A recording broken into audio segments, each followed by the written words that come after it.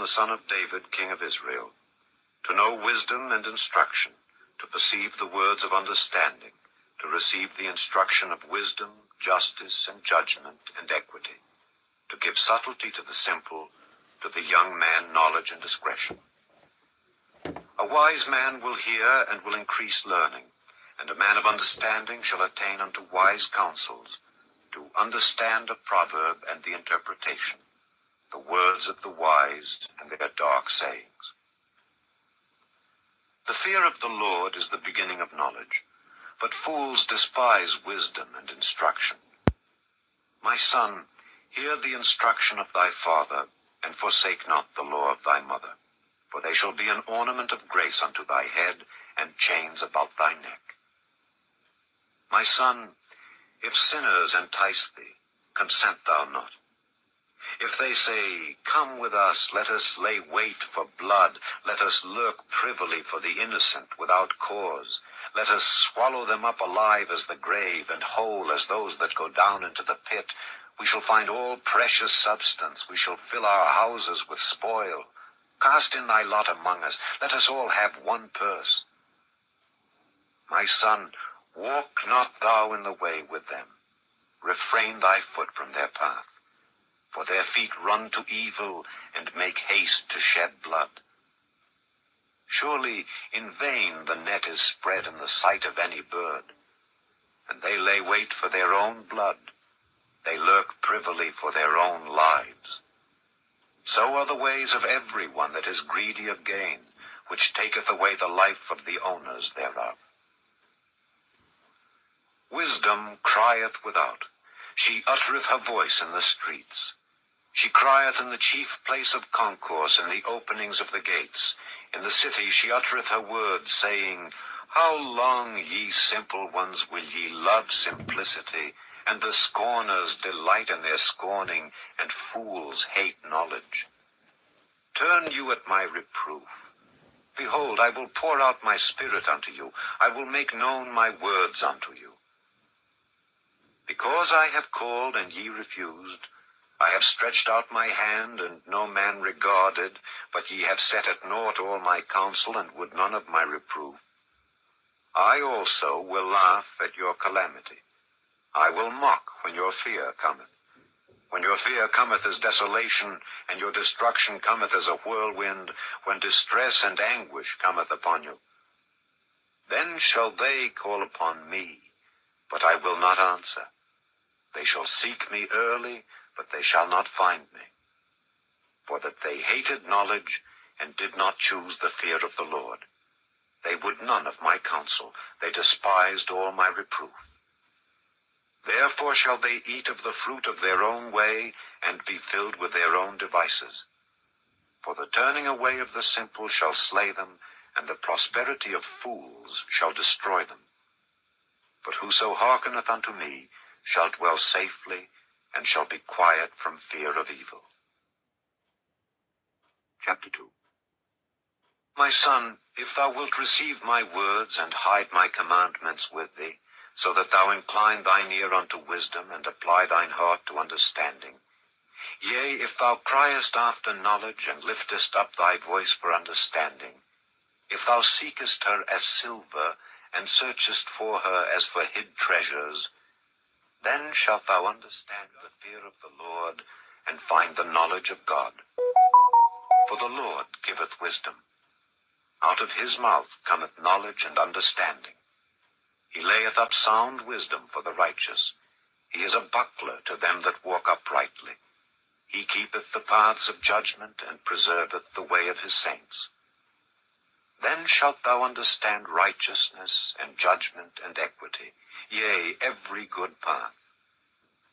When wisdom entereth into thine heart, and knowledge is pleasant unto thy soul, discretion shall preserve thee, understanding shall keep thee, to deliver thee from the way of the evil man, from the man that speaketh froward things, who leave the paths of uprightness to walk in the ways of darkness, who rejoice to do evil, and delight in the frowardness of the wicked, whose ways are crooked, and they froward in their paths. to deliver thee from the strange woman, even from the stranger which flattereth with her words, which forsaketh the guide of her youth, and forgetteth the covenant of her God. For her house inclineth unto death, and her paths unto the dead. None that go unto her return again, neither take they hold of the paths of life. That thou mayest walk in the way of good men, and keep the paths of the righteous. For the upright shall dwell in the land, and the perfect shall remain in it. But the wicked shall be cut off from the earth, and the transgressors shall be rooted out of it. Chapter 3. My son, forget not my law, but let thine heart keep my commandments. For length of days and long life and peace shall they add to thee. Let not mercy and truth forsake thee. Bind them about thy neck, write them upon the table of thine heart. So shalt thou find favor and good understanding in the sight of God and man. Trust in the Lord with all thine heart, and lean not unto thine own understanding. In all thy ways acknowledge him, and he shall direct thy paths. Be not wise in thine own eyes. Fear the Lord, and depart from evil. It shall be health to thy navel, and marrow to thy bones. Honor the Lord with thy substance, and with the first fruits of all thine increase. So shall thy barns be filled with plenty, and thy presses shall burst out with new wine. My son, despise not the chastening of the Lord, neither be weary of his correction. For whom the Lord loveth, he correcteth, even as a father the son in whom he delighteth. Happy is the man that findeth wisdom, and the man that getteth understanding. For the merchandise of it is better than the merchandise of silver, and the gain thereof than fine gold. She is more precious than rubies, and all the things thou canst desire are not to be compared unto her. Length of days is in her right hand, and in her left hand riches and honor. Her ways are ways of pleasantness, and all her paths are peace. She is a tree of life to them that lay hold upon her, and happy is every one that retaineth her. The Lord by wisdom hath founded the earth, by understanding hath he established the heavens. By his knowledge the depths are broken up, and the clouds drop down the dew. My son, let not them depart from thine eyes. Keep sound wisdom and discretion. So shall they be life unto thy soul, and grace to thy neck. Then shalt thou walk in thy way safely, and thy foot shall not stumble. When thou liest down, thou shalt not be afraid. Yea, thou shalt lie down, and thy sleep shall be sweet. Be not afraid of sudden fear, neither of the desolation of the wicked when it cometh. For the Lord shall be thy confidence, and shall keep thy foot from being taken. Withhold not good from them to whom it is due, when it is in the power of thine hand to do it. Say not unto thy neighbor, Go and come again, and tomorrow I will give, when thou hast it by thee. Devise not evil against thy neighbor, seeing he dwelleth securely by thee.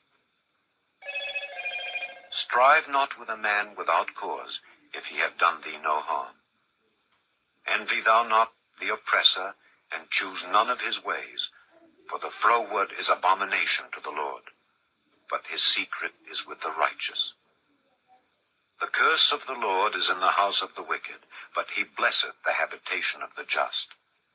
Surely he scorneth the scorners, but he giveth grace unto the lowly. The wise shall inherit glory, but shame shall be the promotion of fools.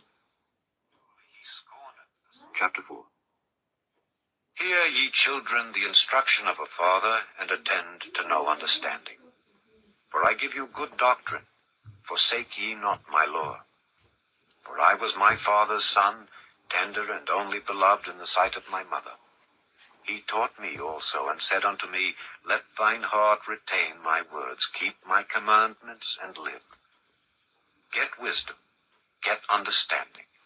Forget it not, neither decline from the words of my mouth. Forsake her not, and she shall preserve thee. Love her, and she shall keep thee. Wisdom is the principal thing. Therefore get wisdom. And with all thy getting, get understanding. Exalt her, and she shall promote thee. She shall bring thee to honor when thou dost embrace her. She shall give to thine head an ornament of grace. A crown of glory shall she deliver to thee. Hear, O my son, and receive my sayings, and the years of thy life shall be many. I have taught thee in the way of wisdom. I have led thee in right paths. When thou goest, thy steps shall not be straitened, and when thou runnest, thou shalt not stumble. Take fast hold of instruction. Let her not go. Keep her, for she is thy life. Enter not into the path of the wicked, and go not in the way of evil men. Avoid it. Pass not by it. Turn from it, and pass away. For they sleep not except they have done mischief, and their sleep is taken away unless they cause some to fall. For they eat the bread of wickedness and drink the wine of violence. But the path of the just is as the shining light that shineth more and more unto the perfect day. The way of the wicked is as darkness. They know not at what they stumble. My son, attend to my words. Incline thine ear unto my sayings. Let them not depart from thine eyes. Keep them in the midst of thine heart. For they are life unto those that find them, and health to all their flesh. Keep thy heart with all diligence, for out of it are the issues of life. Put away from thee a froward mouth, and perverse lips put far from thee. Let thine eyes look right on, and let thine eyelids look straight before thee. Ponder the path of thy feet, and let all thy ways be established. Turn not to the right hand, nor to the left. Remove thy foot from evil. Chapter 5. My son, attend unto my wisdom, and bow thine ear to my understanding, that thou mayest regard discretion, and that thy lips may keep knowledge. For the lips of a strange woman drop as an honeycomb, and her mouth is smoother than oil. But her end is bitter as wormwood, sharp as a two-edged sword. Her feet go down to death, her steps take hold on hell. Lest thou shouldest ponder the path of life, her ways are movable, that thou canst not know them. Hear me now, therefore, O ye children, and depart not from the words of my mouth. Remove thy way far from her, and come not nigh the door of her house, lest thou give thine honor unto others, and thy years unto the cruel, lest strangers be filled with thy wealth, and thy labors be in the house of a stranger, and thou mourn at the last, when thy flesh and thy body are consumed, and say, How have I hated instruction, and my heart despised reproof, and have not obeyed the voice of my teachers, nor inclined mine ear to them that instructed me. I was almost in all evil in the midst of the congregation and assembly. Drink waters out of thine own cistern, and running waters out of thine own well. Let thy fountains be dispersed abroad, and rivers of waters in the streets. Let them be only thine own, and not strangers with thee. Let thy fountain be blessed, and rejoice with the wife of thy youth. Let her be as the loving hind in pleasant roe. Let her breasts satisfy thee at all times, and be thou ravished always with her love. And why wilt thou, my son, be ravished with a strange woman, and embrace the bosom of a stranger? For the ways of man are before the eyes of the Lord, and he pondereth all his goings. His own iniquities shall take the wicked himself, and he shall be holden with the cords of his sins. He shall die without instruction, and in the greatness of his folly he shall go astray. Chapter 6. My son, if thou be surety for thy friend, if thou hast stricken thy hand with a stranger, thou art snared with the words of thy mouth, thou art taken with the words of thy mouth. Do this now, my son, and deliver thyself when thou art come into the hand of thy friend. Go, humble thyself, and make sure thy friend. Give not sleep to thine eyes, nor slumber to thine eyelids. Deliver thyself as a roe from the hand of the hunter, and as a bird from the hand of the fowler. Go to the ant, thou sluggard, consider her ways, and be wise, which having no guide, overseer, or ruler, provideth her meat in the summer, and gathereth her food in the harvest. How long wilt thou sleep, O sluggard? When wilt thou arise out of thy sleep? Yet a little sleep, a little slumber, a little folding of the hands to sleep, so shall thy poverty come as one that travelleth, and thy want as an armed man. A naughty person, a wicked man, walketh with a froward mouth. He winketh with his eyes, he speaketh with his feet, he teacheth with his fingers. Frowardness is in his heart, he deviseth mischief continually, he soweth discord. Therefore shall his calamity come suddenly, suddenly shall he be broken without remedy.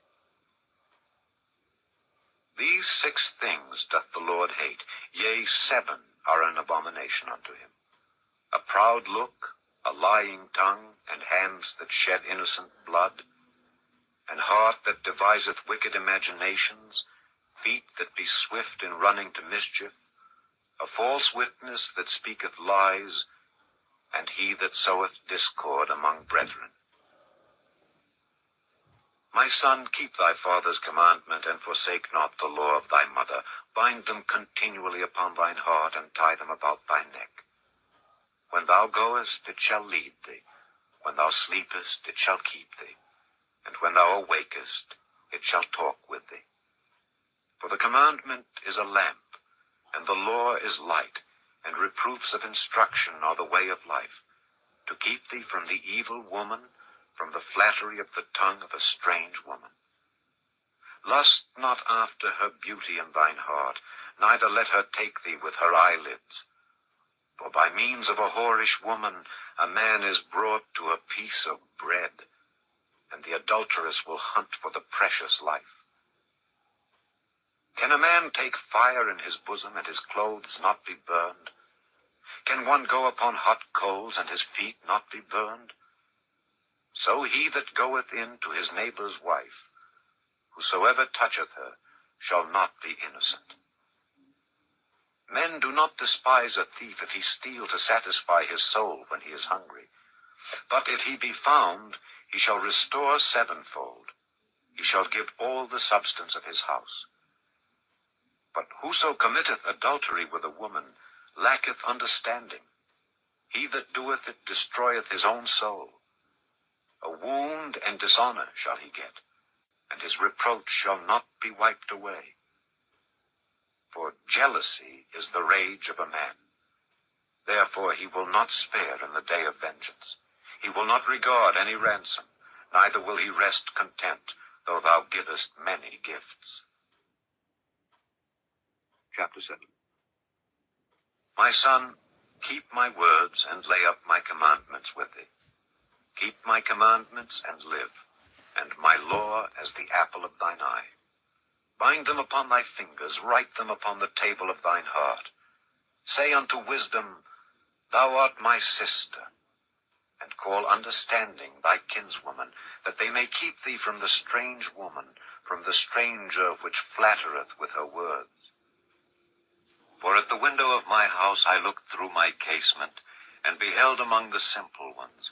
I discerned among the youths a young man void of understanding, passing through the street near her corner.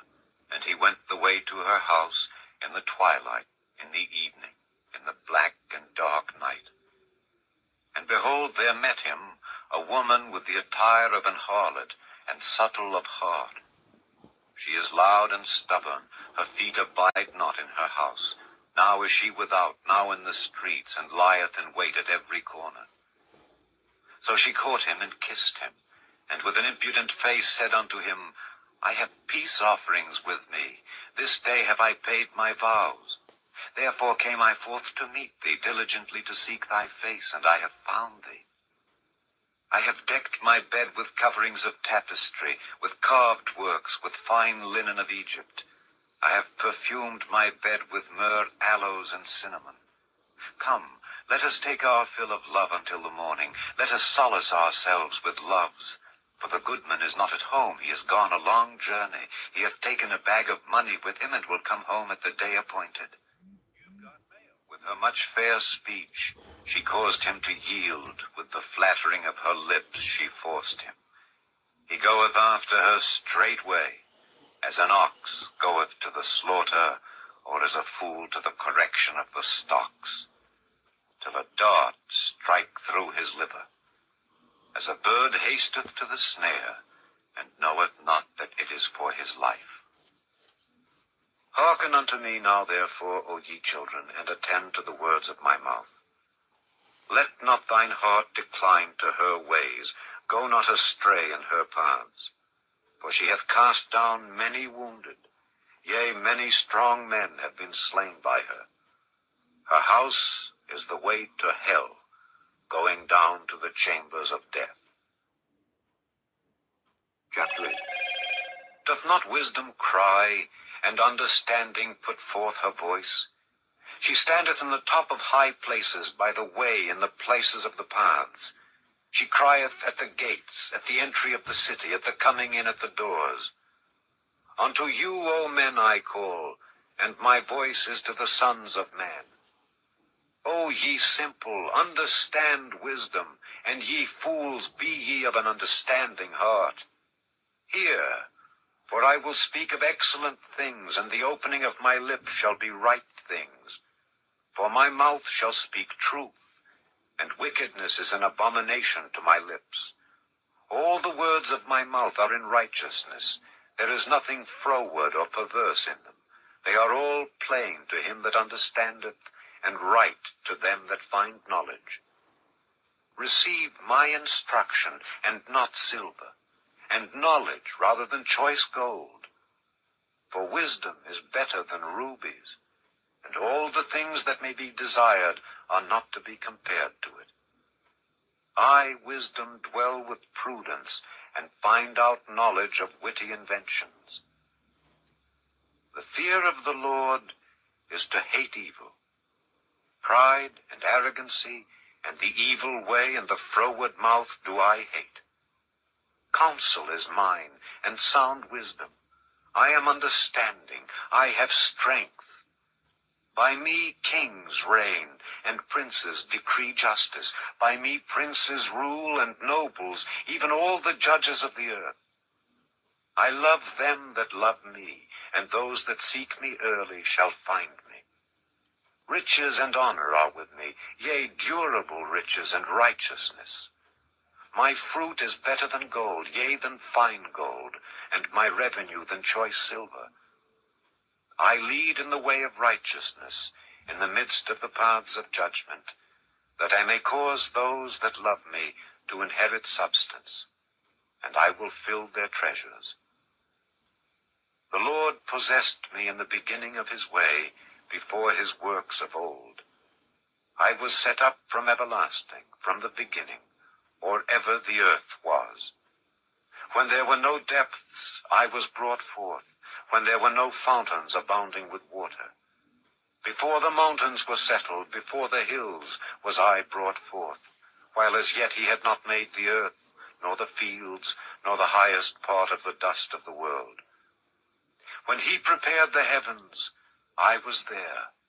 When he set a compass upon the face of the depth, when he established the clouds above, when he strengthened the fountains of the deep, when he gave to the sea his decree that the waters should not pass his commandment, when he appointed the foundations of the earth, then I was by him, as one brought up with him, and I was daily his delight, rejoicing always before him, rejoicing in the habitable part of his earth.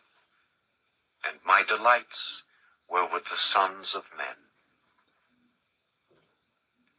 Now therefore hearken unto me, O ye children, for blessed are they that keep my ways. Hear instruction, and be wise, and refuse it not. Blessed is the man that heareth me, watching daily at my gates, waiting at the posts of my doors. For whoso findeth me findeth life, and shall obtain favor of the Lord. But he that sinneth against me wrongeth his own soul. All they that hate me love death.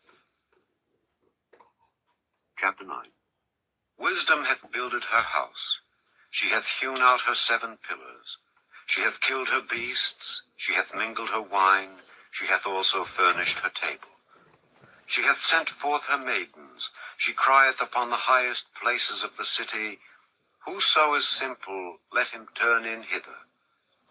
As for him that wanteth understanding, she saith to him, Come, eat of my bread, and drink of the wine which I have mingled.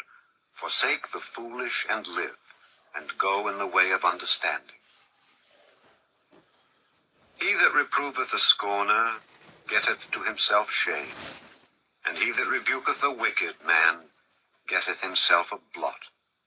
Reprove not a scorner, lest he hate thee. Rebuke a wise man, and he will love thee. Give instruction to a wise man, and he will be yet wiser. Teach a just man, and he will increase in learning. The fear of the Lord is the beginning of wisdom, and the knowledge of the holy is understanding. For by me thy days shall be multiplied, and the years of thy life shall be increased. If thou be wise, thou shalt be wise for thyself. But if thou scornest, thou alone shalt bear it. A foolish woman is clamorous. She is simple, and knoweth nothing. For she sitteth at the door of her house on a seat in the high places of the city, to call passengers who go right on their ways. Whoso is simple, let him turn in hither. And as for him that wanteth understanding, she saith to him, Stolen waters are sweet, and bread eaten in secret is pleasant. But he knoweth not that the dead are there, and that her guests are in the depths of hell. Chapter 10. The Proverbs of Solomon. A wise son maketh a glad father, but a foolish son is the heaviness of his mother. Treasures of wickedness profit nothing, but righteousness delivereth from death. The Lord will not suffer the soul of the righteous to famish, but he casteth away the substance of the wicked. He becometh poor that dealeth with a slack hand, but the hand of the diligent maketh rich. He that gathereth in summer is a wise son, but he that sleepeth in harvest is a son that causeth shame. Blessings are upon the head of the just, but violence covereth the mouth of the wicked. The memory of the just is blessed, but the name of the wicked shall rot. The wise in heart will receive commandments, but a prating fool shall fall. He that walketh uprightly walketh surely, but he that perverteth his ways shall be known. He that winketh with the eye causeth sorrow, but a prating fool shall fall. The mouth of a righteous man is a well of life, but violence covereth the mouth of the wicked. Hatred stirreth up strifes, but love covereth all sins. In the lips of him that hath understanding, wisdom is found, but a rod is for the back of him that is void of understanding. Wise men lay up knowledge, but the mouth of the foolish is near destruction. The rich man's wealth is his strong city. The destruction of the poor is their poverty. The labor of the righteous tendeth to life, the fruit of the wicked to sin. He is in the way of life that keepeth instruction, but he that refuseth reproof erreth. He that hideth hatred with lying lips, and he that uttereth a slander, is a fool. In the multitude of words there wanteth not sin, but he that refraineth his lips is wise. The tongue of the just is as choice silver, the heart of the wicked is little worth. The lips of the righteous feed many, but fools die for want of wisdom. The blessing of the Lord, it maketh rich, and he addeth no sorrow with it. It is as sport to a fool to do mischief, but a man of understanding hath wisdom. The fear of the wicked, it shall come upon him, but the desire of the righteous shall be granted. As the whirlwind passeth, so is the wicked no more, but the righteous is an everlasting foundation. As vinegar to the teeth, and as smoke to the eyes, so is the sluggard to them that send him. The fear of the Lord prolongeth days, but the years of the wicked shall be shortened. The hope of the righteous shall be gladness, but the expectation of the wicked shall perish. The way of the Lord is strength to the upright, but destruction shall be to the workers of iniquity. The righteous shall never be removed, but the wicked shall not inhabit the earth. The mouth of the just bringeth forth wisdom, but the froward tongue shall be cut out. The lips of the righteous know what is acceptable, but the mouth of the wicked speaketh frowardness. Chapter 11. A false balance is abomination to the Lord, but a just weight is his delight. When pride cometh, then cometh shame, but with the lowly is wisdom. The integrity of the upright shall guide them, but the perverseness of transgressors shall destroy them. Riches profit not in the day of wrath, but righteousness delivereth from death. The righteousness of the perfect shall direct his way, but the wicked shall fall by his own wickedness. The righteousness of the upright shall deliver them, but transgressors shall be taken in their own naughtiness. When a wicked man dieth, his expectation shall perish, and the hope of unjust men perisheth. The righteous is delivered out of trouble, and the wicked cometh in his stead. An hypocrite with his mouth destroyeth his neighbor, but through knowledge shall the just be delivered. When it goeth well with the righteous, the city rejoiceth, and when the wicked perish, there is shouting. By the blessing of the upright the city is exalted, but it is overthrown by the mouth of the wicked.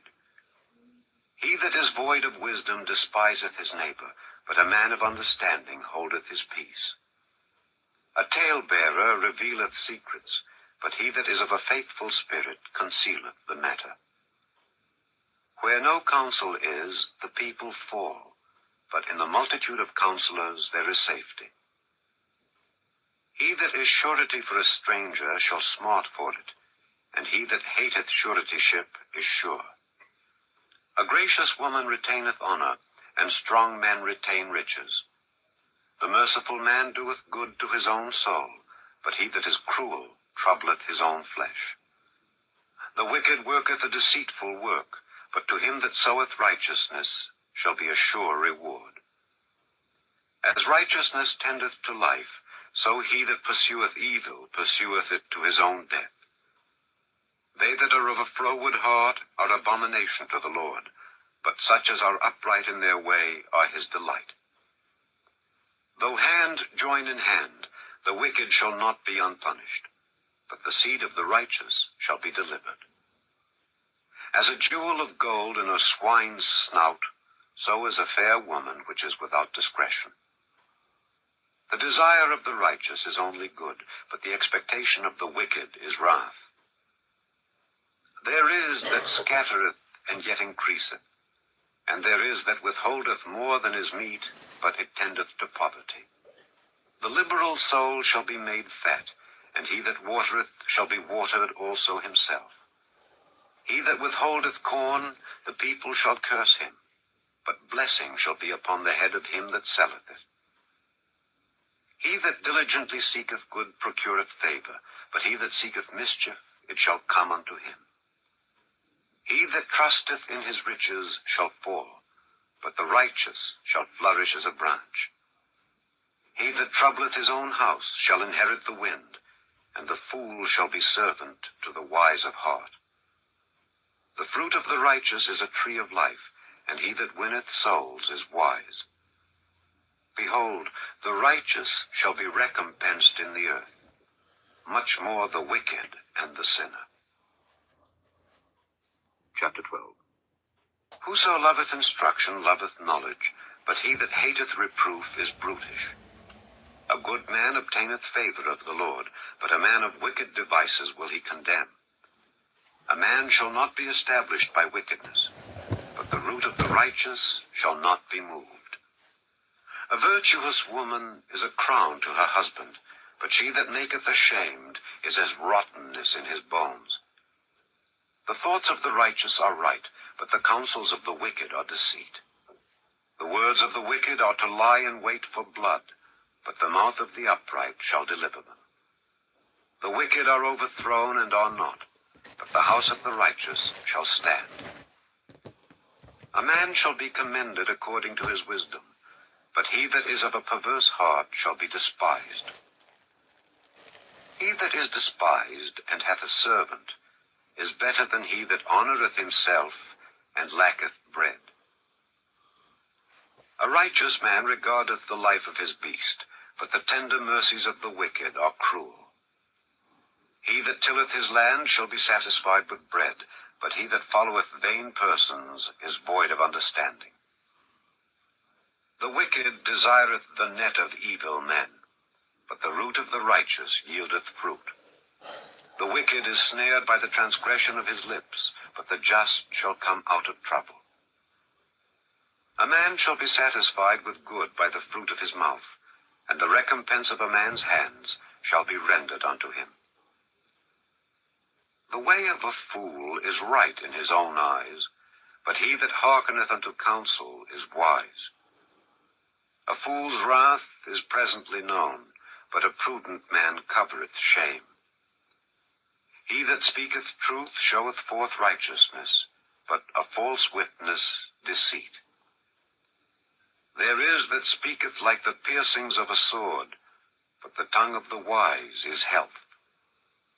The lip of truth shall be established forever, but a lying tongue is but for a moment. Deceit is in the heart of them that imagine evil, but to the counselors of peace is joy. There shall no evil happen to the just, but the wicked shall be filled with mischief. Lying lips are abomination to the Lord, but they that deal truly are his delight. A prudent man concealeth knowledge, but the heart of fools proclaimeth foolishness. The hand of the diligent shall bear rule, but the slothful shall be under tribute. Heaviness in the heart of man maketh it stoop, but a good word maketh it glad. The righteous is more excellent than his neighbor, but the way of the wicked seduceth them. The slothful man roasteth not that which he took in hunting, but the substance of a diligent man is precious. In the way of righteousness is life, and in the path You've got mail. there is no death. Chapter 13. A wise son heareth his father's instruction, but a scorner heareth not. You've got mail. A man shall eat good by the fruit of his mouth, but the soul of the transgressors shall eat violence.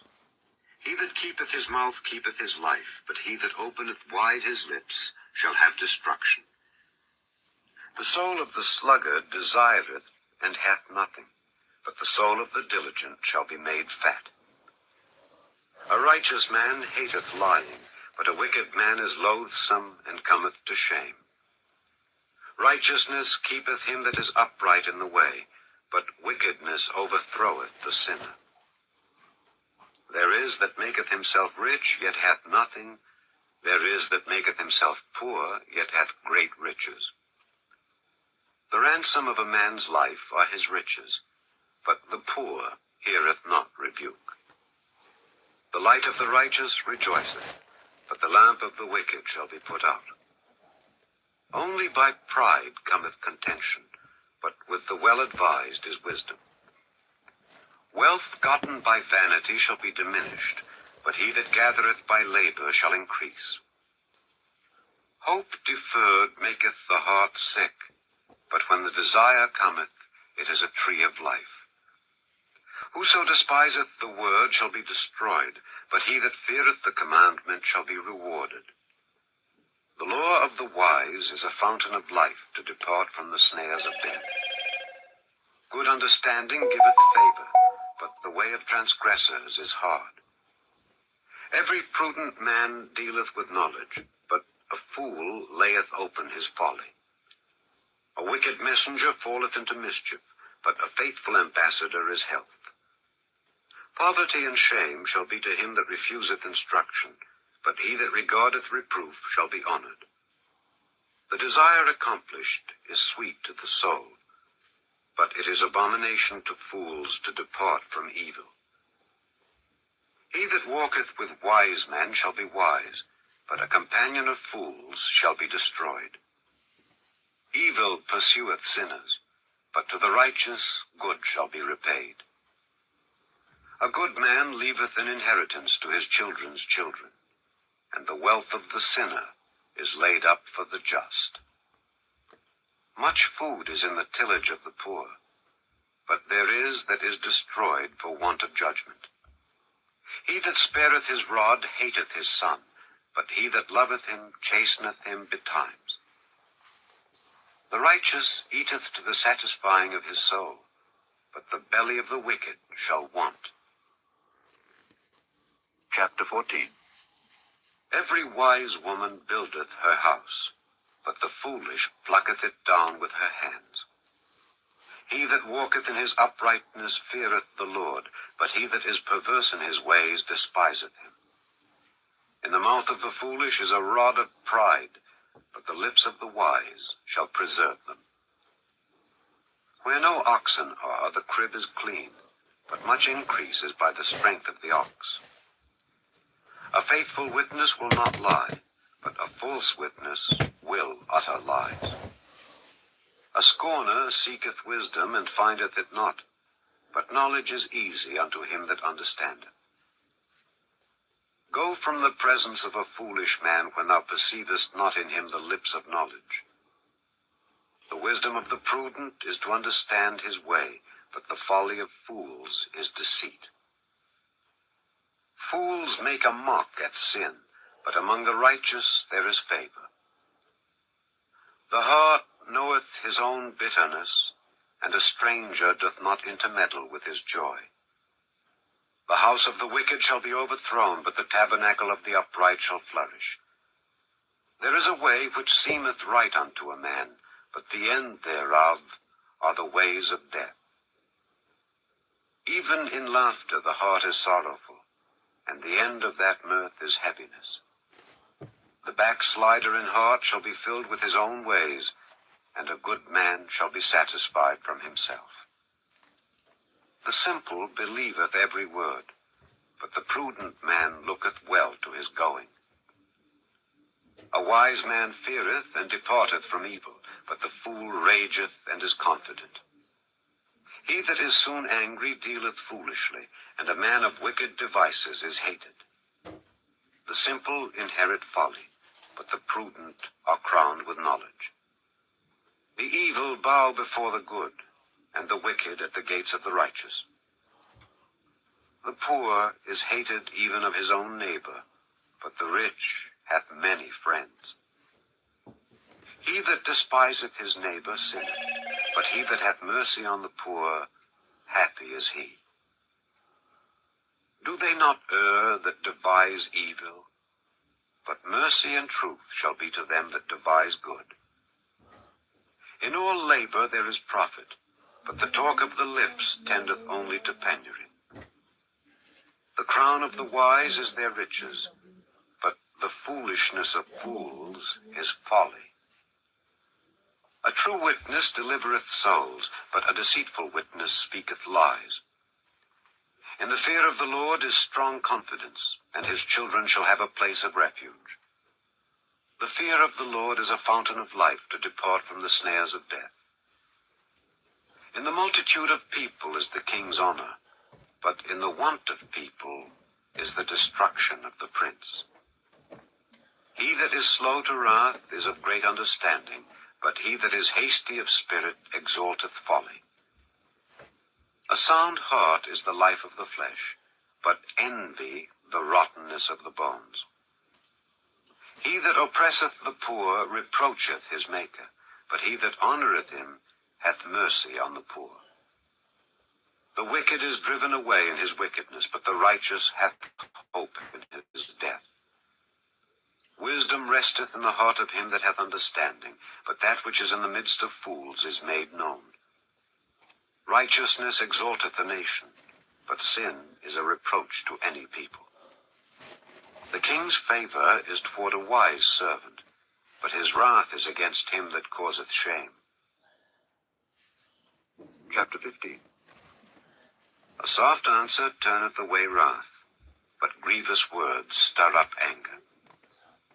The tongue of the wise useth knowledge aright, but the mouth of fools poureth out foolishness. The eyes of the Lord are in every place, beholding the evil and the good. A wholesome tongue is a tree of life, but perverseness therein is a breach in the spirit. A fool despiseth his father's instruction, but he that regardeth reproof is prudent. In the house of the righteous is much treasure, but in the revenues of the wicked is trouble. The lips of the wise disperse knowledge, but the heart of the foolish doeth not so. The sacrifice of the wicked is an abomination to the Lord, but the prayer of the upright is his delight. The way of the wicked is an abomination unto the Lord, but he loveth him that followeth after righteousness. Correction is grievous unto him that forsaketh the way, and he that hateth reproof shall die. Hell and destruction are before the Lord. How much more then the hearts of the children of men? A scorner loveth not one that reproveth him, neither will he go unto the wise. A merry heart maketh a cheerful countenance, but by sorrow of the heart the spirit is broken. The heart of him that hath understanding seeketh knowledge, but the mouth of fools feedeth on foolishness. All the days of the afflicted are evil, but he that is of a merry heart hath a continual feast. Better is little with the fear of the Lord than great treasure and trouble therewith. Better is a dinner of herbs where love is, than a stalled ox and hatred therewith. A wrathful man stirreth up strife, but he that is slow to anger appeaseth strife. The way of the slothful man is an hedge of thorns, but the way of the righteous is made plain. A wise son maketh a glad father, but a foolish man despiseth his mother. Folly is joy to him that is destitute of wisdom, but a man of understanding walketh uprightly. Without counsel purposes are disappointed, but in the multitude of counselors they are established. A man hath joy by the answer of his mouth, and a word spoken in due season, how good is it? The way of life is above to the wise, that he may depart from hell beneath. The Lord will destroy the house of the proud, but he will establish the border of the widow. The thoughts of the wicked are an abomination to the Lord, but the words of the pure are pleasant words. He that is greedy of gain troubleth his own house, but he that hateth gifts shall live. The heart of the righteous studieth to answer, but the mouth of the wicked poureth out evil things. The Lord is far from the wicked, but he heareth the prayer of the righteous. The light of the eyes rejoiceth the heart, and a good report maketh the bones fat. The ear that heareth the reproof of life abideth among the wise. He that refuseth instruction despiseth his own soul, but he that heareth reproof getteth understanding. The fear of the Lord is the instruction of wisdom, and before honor is humility. Chapter 16. The preparations of the heart in man, and the answer of the tongue is from the Lord. All the ways of a man are clean in his own eyes, but the Lord weigheth the spirits.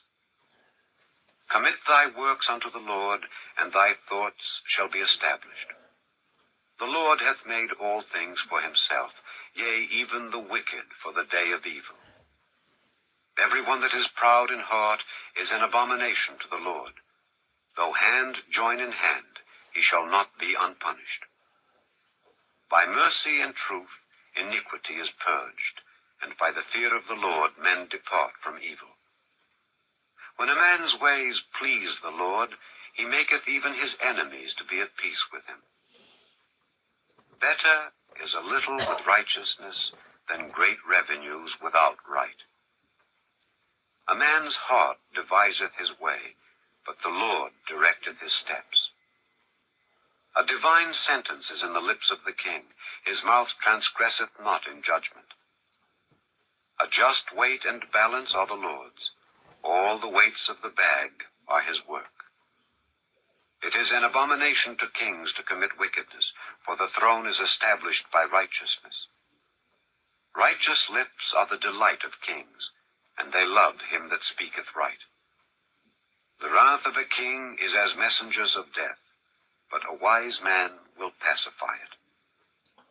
In the light of the king's countenance is life, and his favor is as a cloud of the latter rain. How much better is it to get wisdom than gold, and to get understanding rather to be chosen than silver? The highway of the upright is to depart from evil. He that keepeth his way preserveth his soul. Pride goeth before destruction, and an haughty spirit before a fall. Better it is to be of an humble spirit with the lowly, than to divide the spoil with the proud. He that handleth a matter wisely shall find good, and whoso trusteth in the Lord, happy is he. The wise in heart shall be called prudent, and the sweetness of the lips increaseth learning. Understanding is a wellspring of life unto him that hath it, but the instruction of fools is folly. The heart of the wise teacheth his mouth, and addeth learning to his lips. Pleasant words are as an honeycomb, sweet to the soul, and health to the bones. There is a way that seemeth right unto a man, but the end thereof are the ways of death. He that laboureth, laboureth for himself, for his mouth craveth it of him. An ungodly man diggeth up evil, and in his lips there is as a burning fire. A froward man soweth strife, and a whisperer separateth chief friends. A violent man enticeth his neighbor, and leadeth him into the way that is not good. He shutteth his eyes to devise froward things. Moving his lips, he bringeth evil to pass. The hoary head is a crown of glory, if it be found in the way of righteousness. He that is slow to anger is better than the mighty, and he that ruleth his spirit than he that taketh a city. The lot is cast into the lap, but the whole disposing thereof is of the Lord. Chapter 17. Better is a dry morsel and quietness therewith than an house full of sacrifices with strife. A wise servant shall have rule over a son that causeth shame, and shall have part of the inheritance among the brethren. The fining pot is for silver, and the furnace for gold, but the Lord trieth the hearts. A wicked doer giveth heed to false lips, and a liar giveth ear to a naughty tongue. Whoso mocketh the poor reproacheth his Maker, and he that is glad at calamities shall not be unpunished. Children's children are the crown of old men, and the glory of children are their fathers. Excellent speech becometh not a fool, much less do lying lips a prince. A gift is as a precious stone in the eyes of him that hath it. Whithersoever it turneth, it prospereth. He that covereth a transgression seeketh love, but he that repeateth a matter separateth very friends. A reproof entereth more into a wise man than 100 stripes into a fool. An evil man seeketh only rebellion, therefore a cruel messenger shall be sent against him. Let a bear robbed of her whelps meet a man rather than a fool in his folly. Whoso rewardeth evil for good, evil shall not depart from his house. The beginning beginning of strife is as when one letteth out water. Therefore leave off contention before it be meddled with. He that justifieth the wicked, and he that condemneth the just, even they both are abomination to the Lord. Wherefore is there a price in the hand of a fool to get wisdom, seeing he hath no heart to it? A friend loveth at all times, and a brother is born for adversity. A man void of understanding striketh hands, and becometh surety in the presence of his friend. He loveth transgression that loveth strife, and he that exalteth his gate seeketh destruction. He that hath a froward heart findeth no good, and he that hath a perverse tongue falleth into mischief. He that begetteth a fool doeth it to his sorrow, and the father of a fool hath no joy. A merry heart doeth good like a medicine, but a broken spirit drieth the bones. A wicked man taketh a gift out of the bosom to pervert the ways of judgment. Wisdom is before him that hath understanding, but the eyes of a fool are in the ends of the earth. A foolish son is a grief to his father, and bitterness to her that bare him. Also to punish the just is not good, nor to strike princes for equity.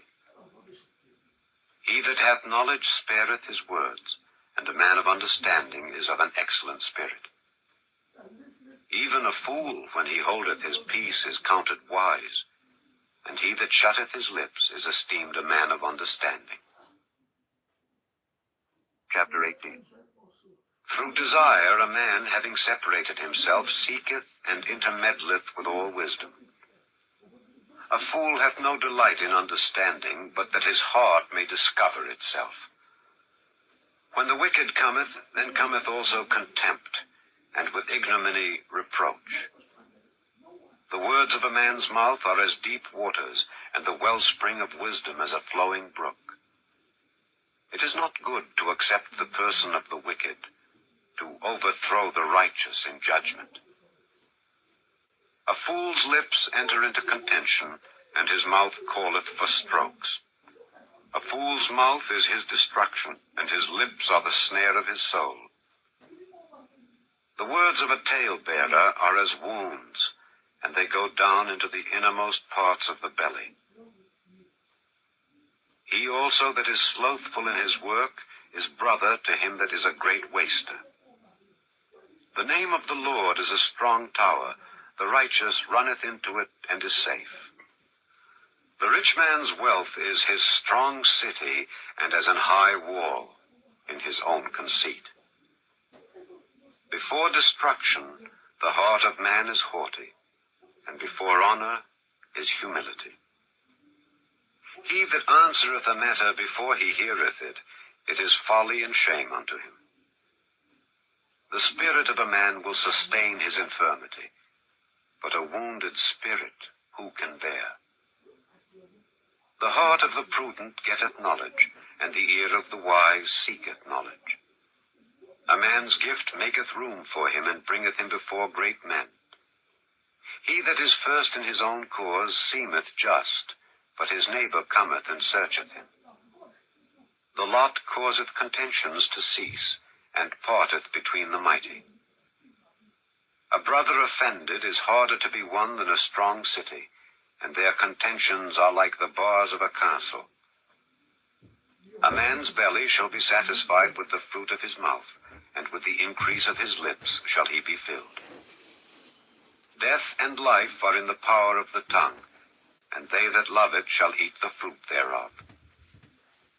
Whoso findeth a wife findeth a good thing, and obtaineth favor of the Lord. The poor useth entreaties, but the rich answereth roughly. A man that hath friends must show himself friendly, and there is a friend that sticketh closer than a brother.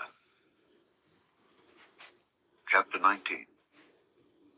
Better is the poor that walketh in his integrity, than he that is perverse in his lips and is a fool. Also that the soul be without knowledge, it is not good, and he that hasteth with his feet sinneth. The foolishness of man perverteth his way, and his heart fretteth against the Lord. Wealth maketh many friends, but the poor is separated from his neighbor. A false witness shall not be unpunished, and he that speaketh lies shall not escape. Many will entreat the favor of the prince, and every man is a friend to him that giveth gifts. All the brethren of the poor do hate him. How much more do his friends go far from him? He pursueth them with words, yet they are wanting to him. He that getteth wisdom loveth his own soul. He that keepeth understanding shall find good. A false witness shall not be unpunished, and he that speaketh lies shall perish. Delight is not seemly for a fool, much less for a servant to have rule over princes.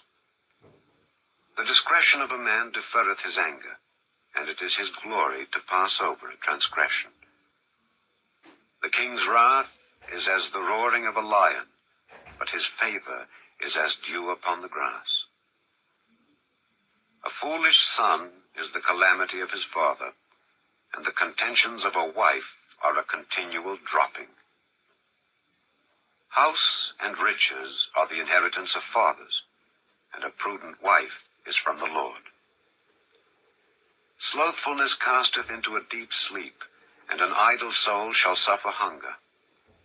He that keepeth the commandment keepeth his own soul, but he that despiseth his ways shall die. He that hath pity upon the poor lendeth unto the Lord, and that which he hath given will he pay him again. Chasten thy son while there is hope, and let not thy soul spare for his crying. A man of great wrath shall suffer punishment, for if thou deliver him, yet thou must do it again. Hear counsel and receive instruction, that thou mayest be wise in thy latter end. There are many devices in a man's heart, nevertheless the counsel of the Lord, that shall stand. The desire of a man is his kindness, and a poor man is better than a liar. The fear of the Lord tendeth to life, and he that hath it shall abide satisfied. He shall not be visited with evil. A slothful man hideth his hand in his bosom, and will not so much as bring it to his mouth again. Smite a scorner, and the simple will beware, and reprove one that hath understanding, and he will understand knowledge. He that wasteth his father and chaseth away his mother is a son that causeth shame and bringeth reproach. Cease, my son, to hear the instruction that causeth to err from the words of knowledge. An ungodly witness scorneth judgment, and the mouth of the wicked devoureth iniquity. Judgments are prepared for scorners, and stripes for the back of fools. Chapter 20. Wine is a mocker, strong drink is raging, and whosoever is deceived thereby is not wise. The fear of a king is as the roaring of a lion. Whoso provoketh him to anger sinneth against his own soul. It is an honor for a man to cease from strife, but every fool will be meddling. The sluggard will not plow by reason of the cold, therefore shall he beg in harvest and have nothing. Counsel in the heart of man is like deep water, but a man of understanding will draw it out. Most men will proclaim every one his own goodness, but a faithful man who can find? The just man walketh in his integrity, his children are blessed after him. A king that sitteth in the throne of judgment scattereth away all evil with his eyes. Who can say, I have made my heart clean, I am pure from my sin? Divers weights and divers measures, both of them are alike abomination to the Lord. Even a child is known by his doings, whether his work be pure and whether it be right. The hearing ear and the seeing eye, the Lord hath made even both of them. Love not sleep, lest thou come to poverty. Open thine eyes, and thou shalt be satisfied with bread. It is naught, saith the buyer, but when he is gone his way, then he boasteth. There is gold and a multitude of rubies, but the lips of knowledge are a precious jewel. Take his garment that is surety for a stranger, and take a pledge of him for a strange woman. Bread of deceit is sweet to a man, but afterwards his mouth shall be filled with gravel. Every purpose is established by counsel, and with good advice make war. He that goeth about as a talebearer revealeth secrets, therefore meddle not with him that flattereth with his lips. Whoso curseth his father or his mother, his lamp shall be put out in obscure darkness. An inheritance may be gotten hastily at the beginning, but the end thereof shall not be blessed. Say not thou, I will recompense evil, but wait on the Lord, and he shall save thee. Divers weights are an abomination unto the Lord, and a false balance is not good. Man's goings are of the Lord. How can a man then understand his own way? It is a snare to the man who devoureth that which is holy, and after vows to make inquiry. A wise king scattereth the wicked, and bringeth the wheel over them. The spirit of man is the candle of the Lord, searching all the inward parts of the belly. Mercy and truth preserve the king, and his throne is upholden by mercy. The glory of young men is their strength, and the beauty of old men is the gray head. The blueness of a wound cleanseth away evil, so do stripes the inward parts of the belly. Chapter 21. The king's heart is in the hand of the Lord, as the rivers of water. He turneth it whithersoever he will. Every way of a man is right in his own eyes, but the Lord pondereth the hearts. To do justice and judgment is more acceptable to the Lord than sacrifice. An high look and a proud heart, and the plowing of the wicked is sin. The thoughts of the diligent tend only to plenteousness, but of every one that is hasty only to want. The getting of treasures by a lying tongue is a vanity tossed to and fro of them that seek death. The robbery of the wicked shall destroy them, because they refuse to do judgment. The way of man is froward and strange, but as for the pure, his work is right. It is better to dwell in a corner of the housetop than with a brawling woman in a wide house. The soul of the wicked desireth evil. His neighbor findeth no favor in his eyes. When the scorner is punished, the simple is made wise, and when the wise is instructed, he receiveth knowledge. The righteous man wisely considereth the house of the wicked, but God overthroweth the wicked for their wickedness. Whoso stoppeth his ears at the cry of the poor, he also shall cry himself, but shall not be heard. A gift in secret pacifieth anger, and a reward in the bosom strong wrath. It is joy to the just to do judgment, but destruction shall be to the workers of iniquity. The man that wandereth out of the way of understanding shall remain in the congregation of the dead. He that loveth pleasure shall be a poor man. He that loveth wine and oil shall not be rich. The wicked shall be a ransom for the righteous, and the transgressor for the upright. It is better to dwell in the wilderness than with a contentious and an angry woman. There is treasure to be desired and oil in the dwelling of the wise, but a foolish man spendeth it up. He that followeth after righteousness and mercy findeth life, righteousness, and honor. A wise man scaleth the city of the mighty, and casteth down the strength of the confidence thereof. Whoso keepeth his mouth and his tongue keepeth his soul from troubles. Proud and haughty scorner is his name, who dealeth in proud wrath. The desire of the slothful killeth him, for his hands refuse to labor. He coveteth greedily all the day long, but the righteous giveth and spareth not. The sacrifice of the wicked is abomination. How much more when he bringeth it with a wicked mind? A false witness shall perish, but the man that heareth speaketh constantly. A wicked man hardeneth his face, but as for the upright he directeth his way. There is no wisdom, nor understanding, nor counsel against the Lord. The horse is prepared against the day of battle, but safety is of the Lord. Chapter 22. A good name is rather to be chosen than great riches, and loving favor rather than silver and gold. The rich and poor meet together. The Lord is the maker of them all. A prudent man foreseeth the evil and hideth himself, but the simple pass on and are punished. By humility and the fear of the Lord are riches and honor and life. Thorns and snares are in the way of the froward. He that doth keep his soul shall be far from them. Train up a child in the way he should go, and when he is old, he will not depart from it.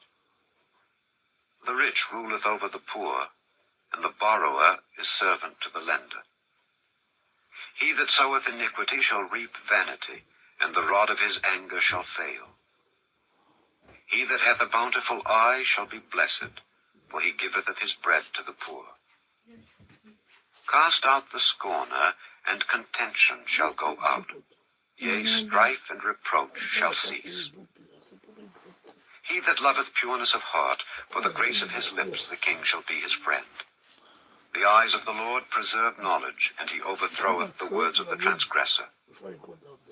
The slothful man saith, There is a lion without, I shall be slain in the streets. The mouth of strange women is a deep pit.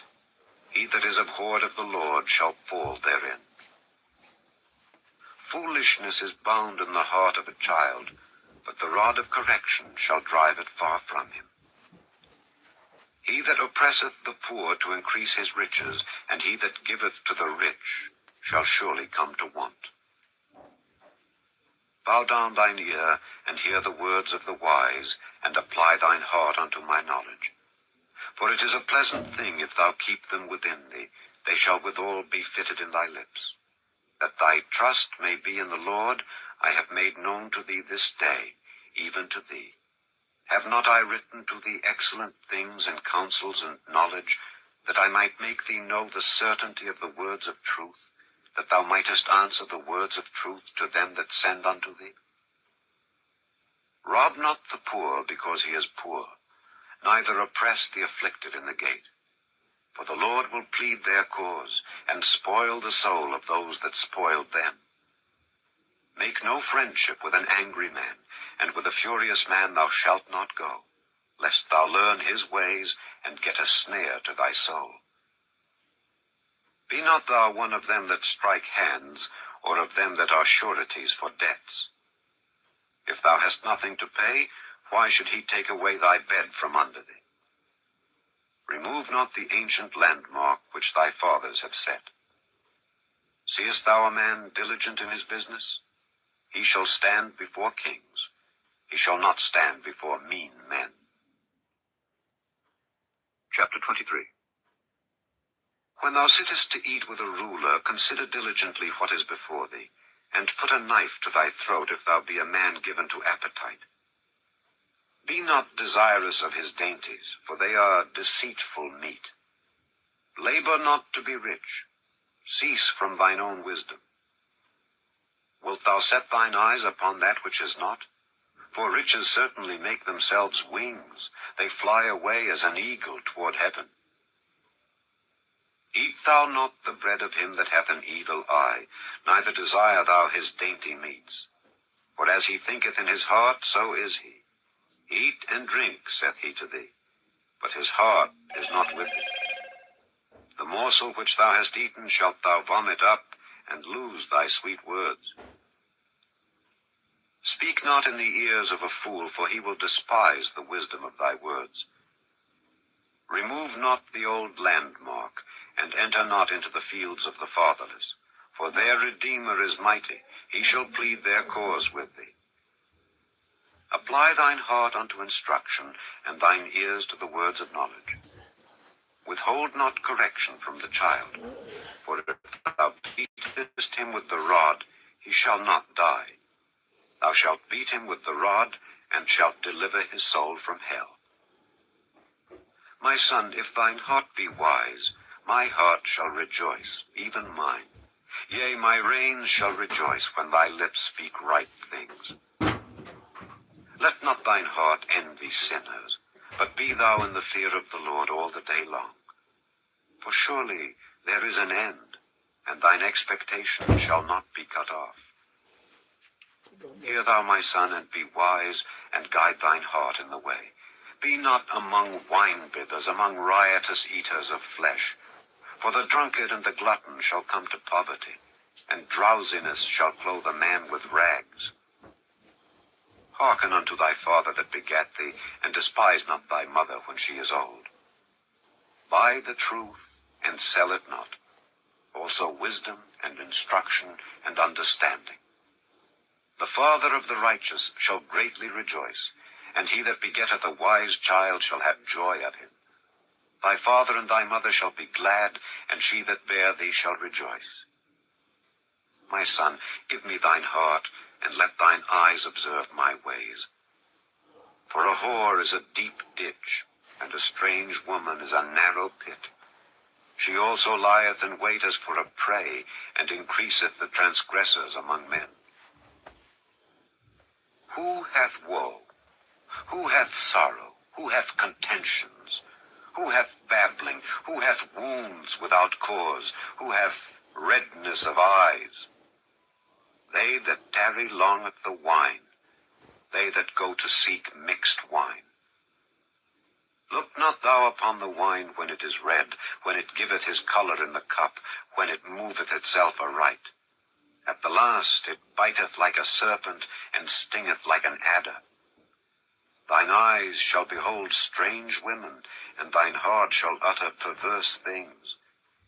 Yea, thou shalt be as he that lieth down in the midst of the sea, or as he that lieth upon the top of a mast.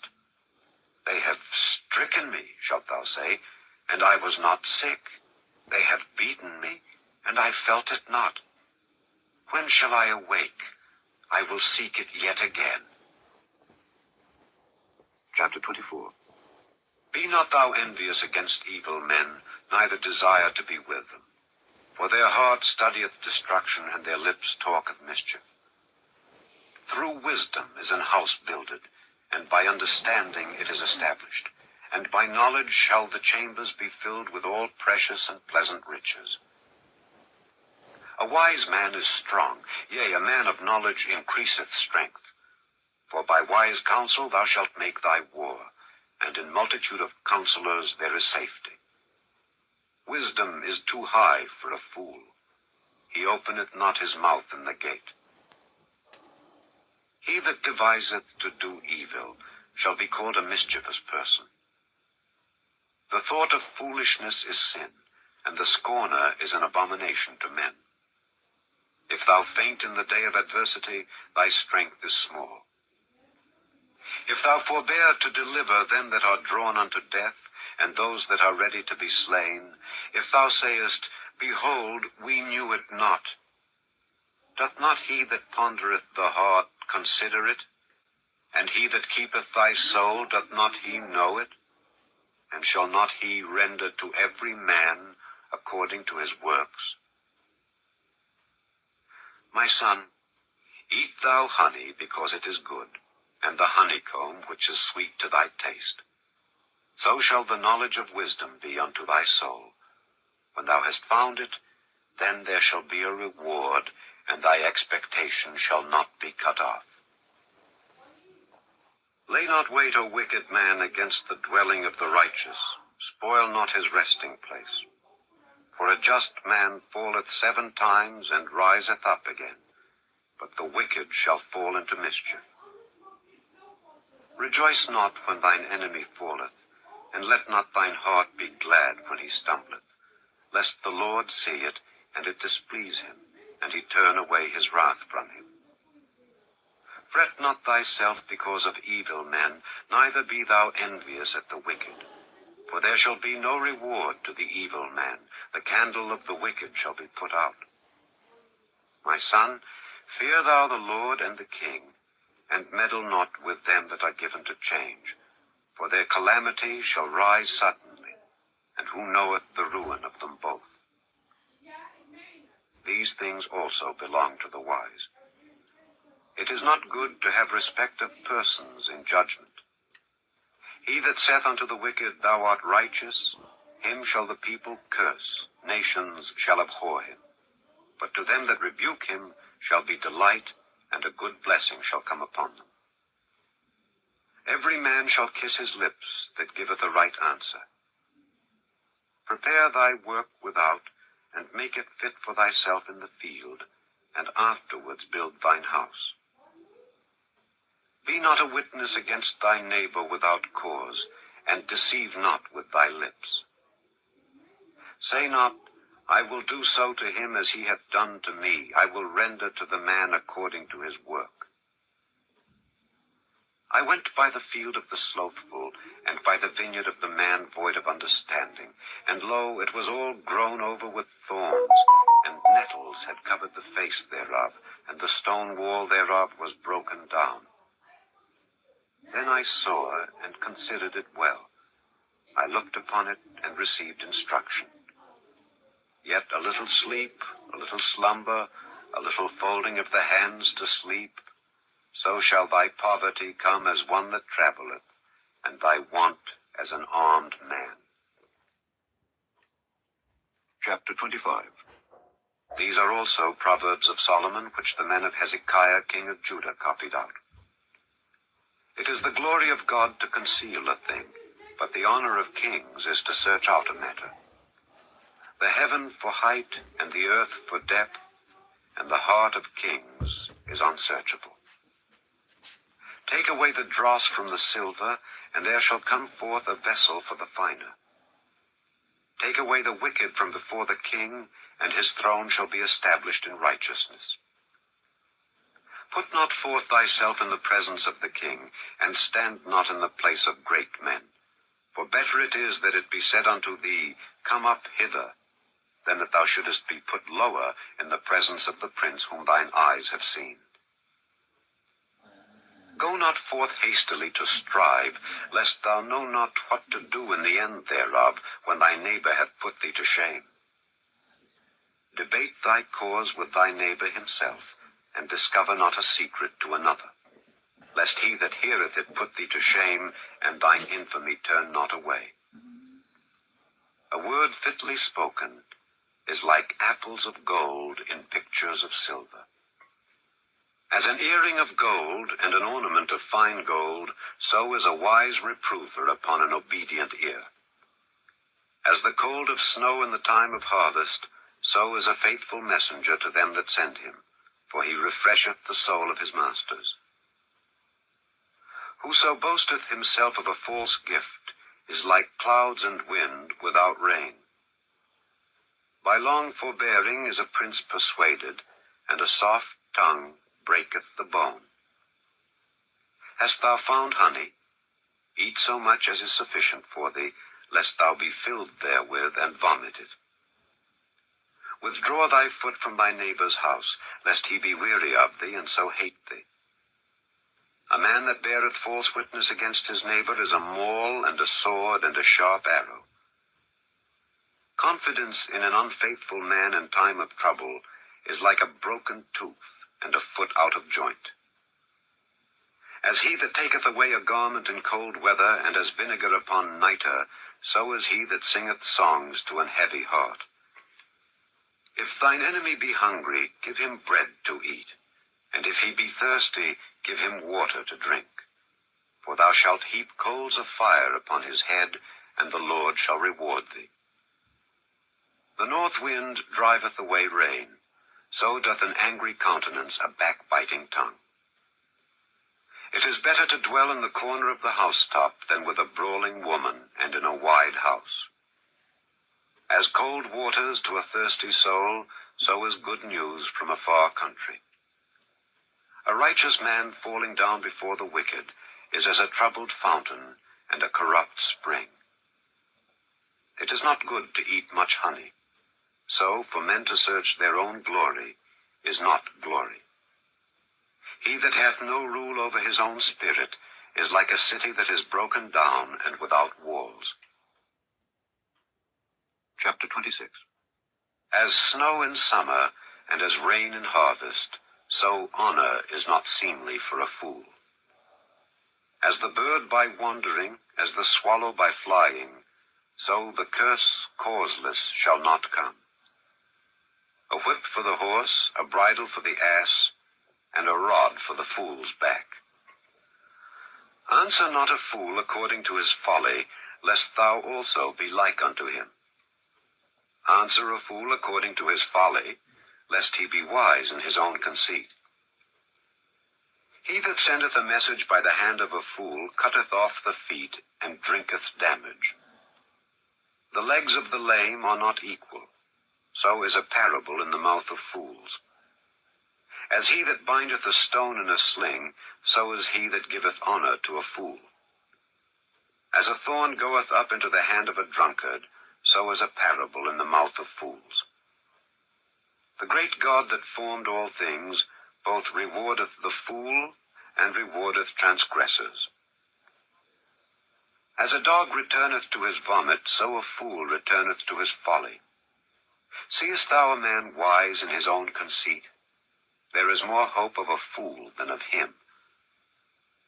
The slothful man saith, There is a lion in the way, a lion is in the streets. As the door turneth upon his hinges, so doth the slothful upon his bed. The slothful hideth his hand in his bosom, it grieveth him to bring it again to his mouth. The sluggard is wiser in his own conceit than 7 men that can render a reason. He that passeth by and meddleth with strife belonging not to him is like one that taketh a dog by the ears.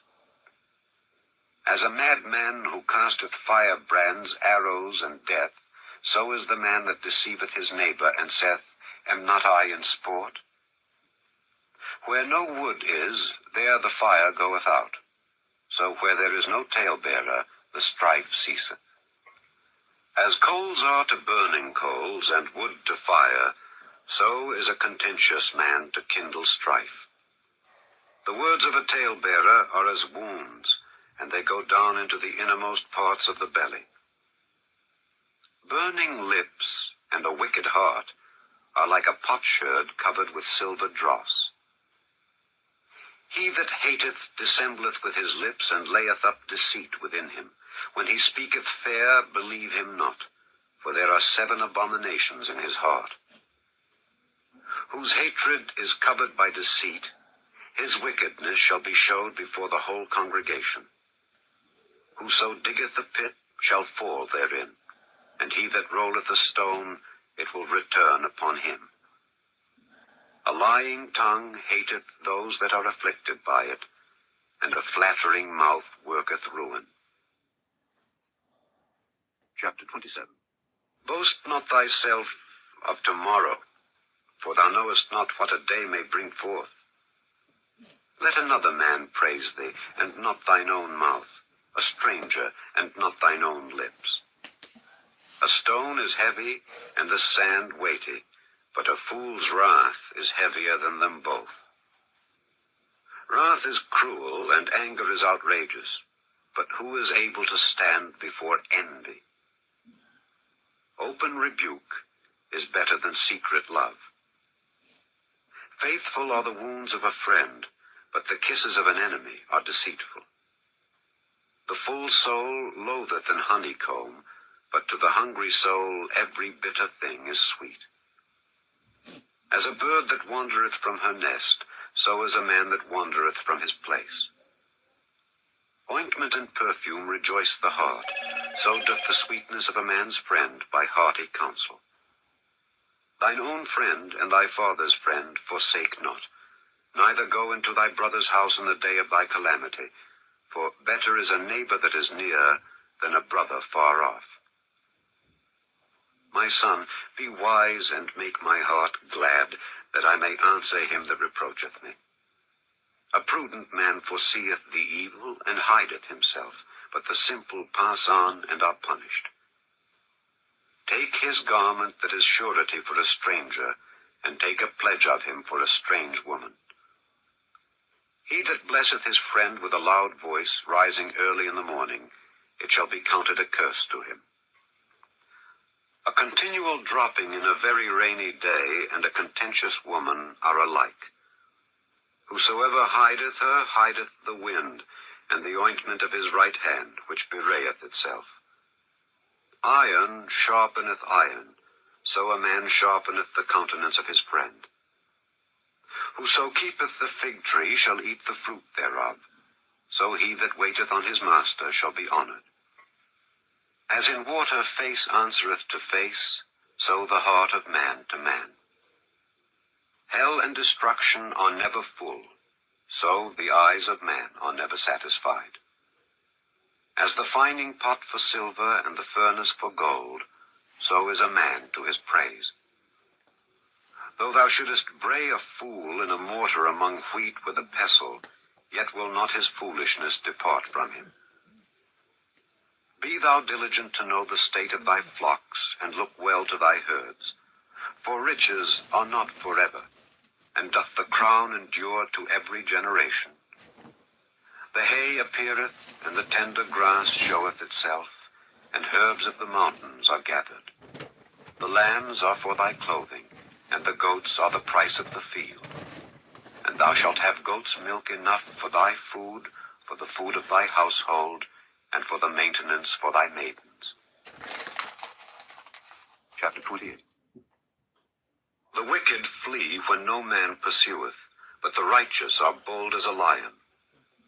For the transgression of a land many are the princes thereof, but by a man of understanding and knowledge the state thereof shall be prolonged. A poor man that oppresseth the poor is like a sweeping rain which leaveth no food. They that forsake the law praise the wicked, but such as keep the law contend with them.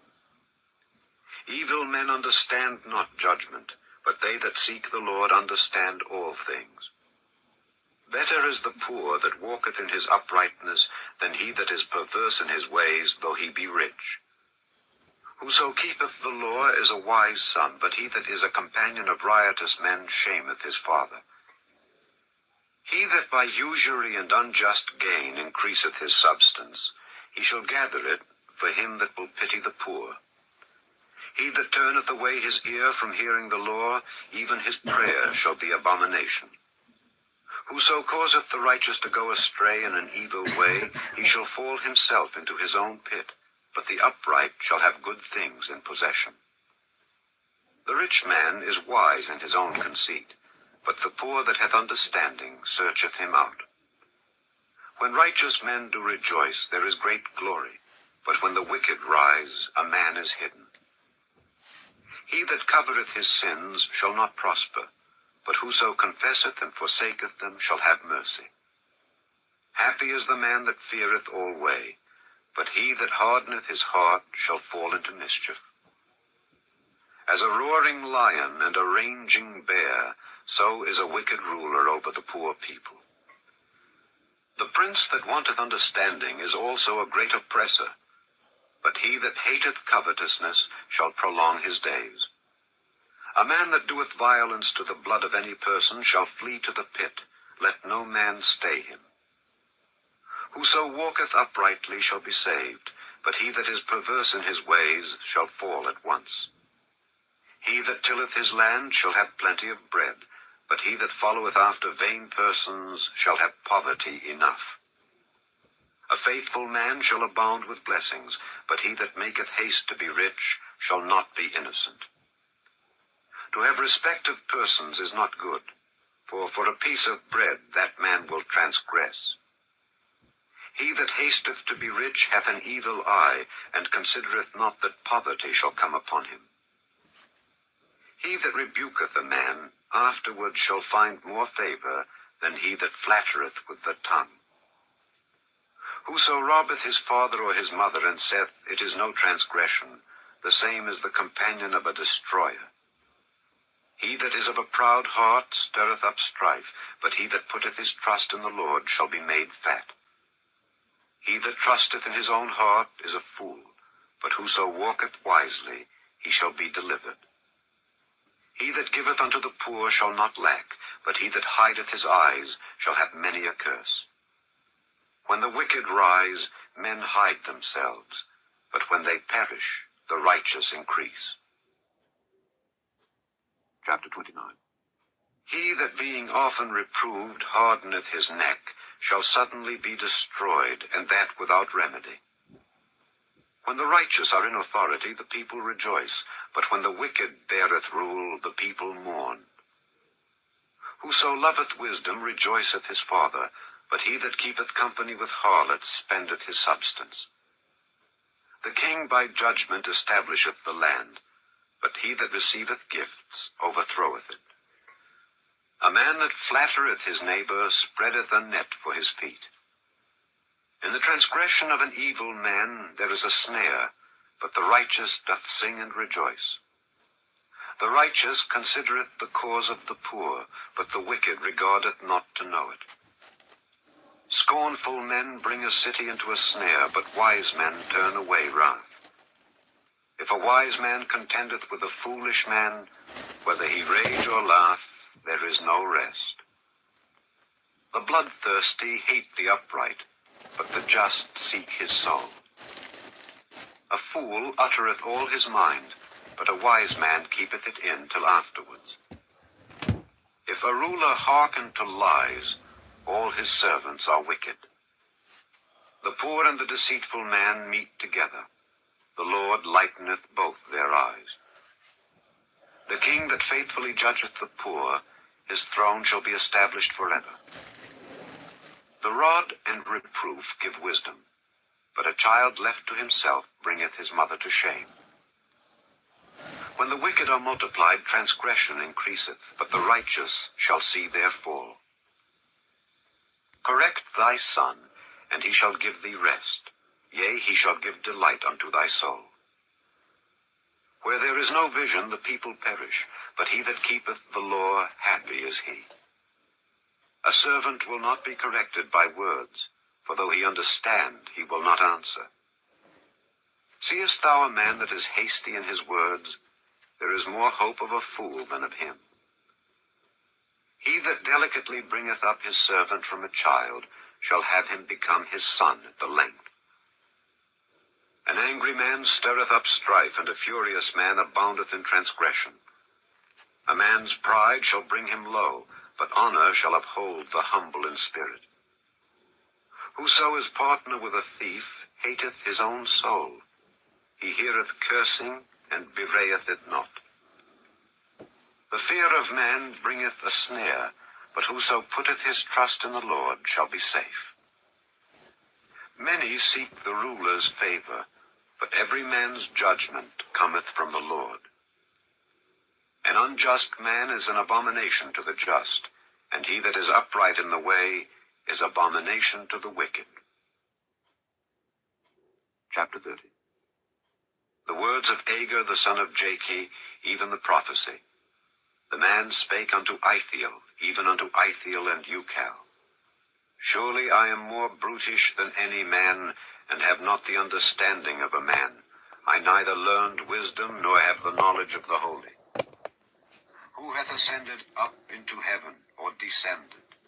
Who hath gathered the wind in his fists? Who hath bound the waters in a garment? Who hath established all the ends of the earth? What is his name, and what is his son's name, if thou canst tell? Every word of God is pure. He is a shield unto them that put their trust in him. Add thou not unto his words, lest he reprove thee, and thou be found a liar. Two things have I required of thee. Deny me them not before I die. Remove far from me vanity and lies. Give me neither poverty nor riches.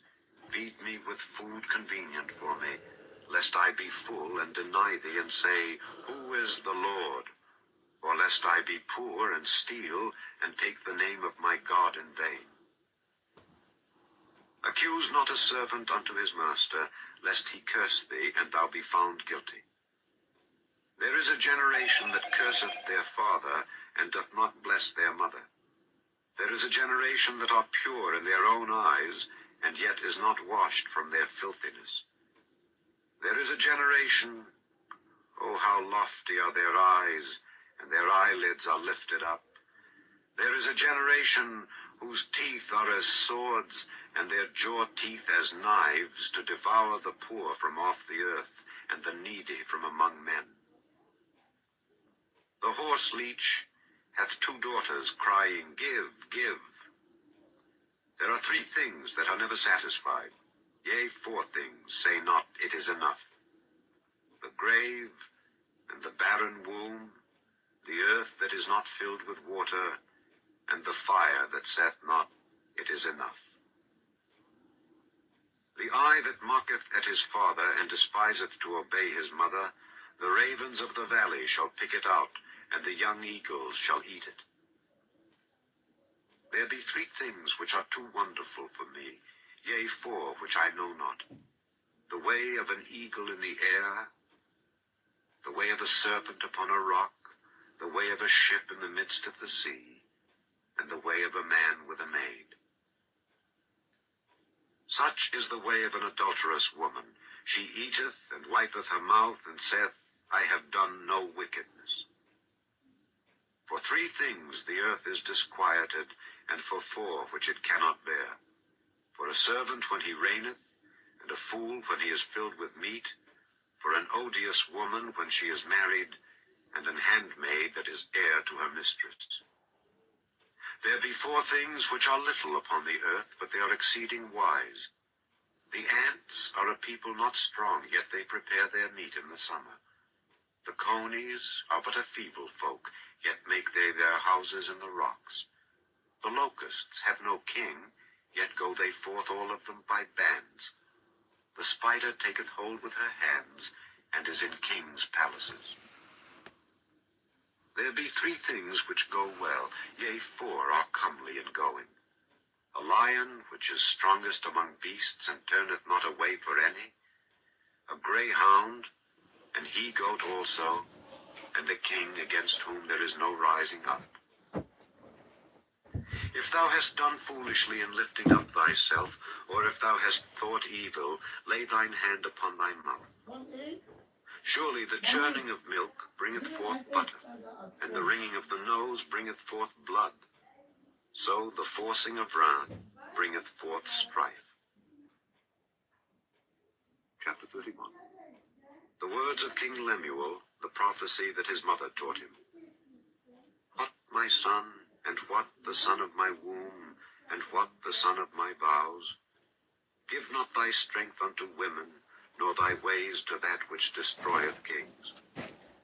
It is not for kings, O Lemuel, it is not for kings to drink wine, nor for princes strong drink, lest they drink and forget the law, and pervert the judgment of any of the afflicted.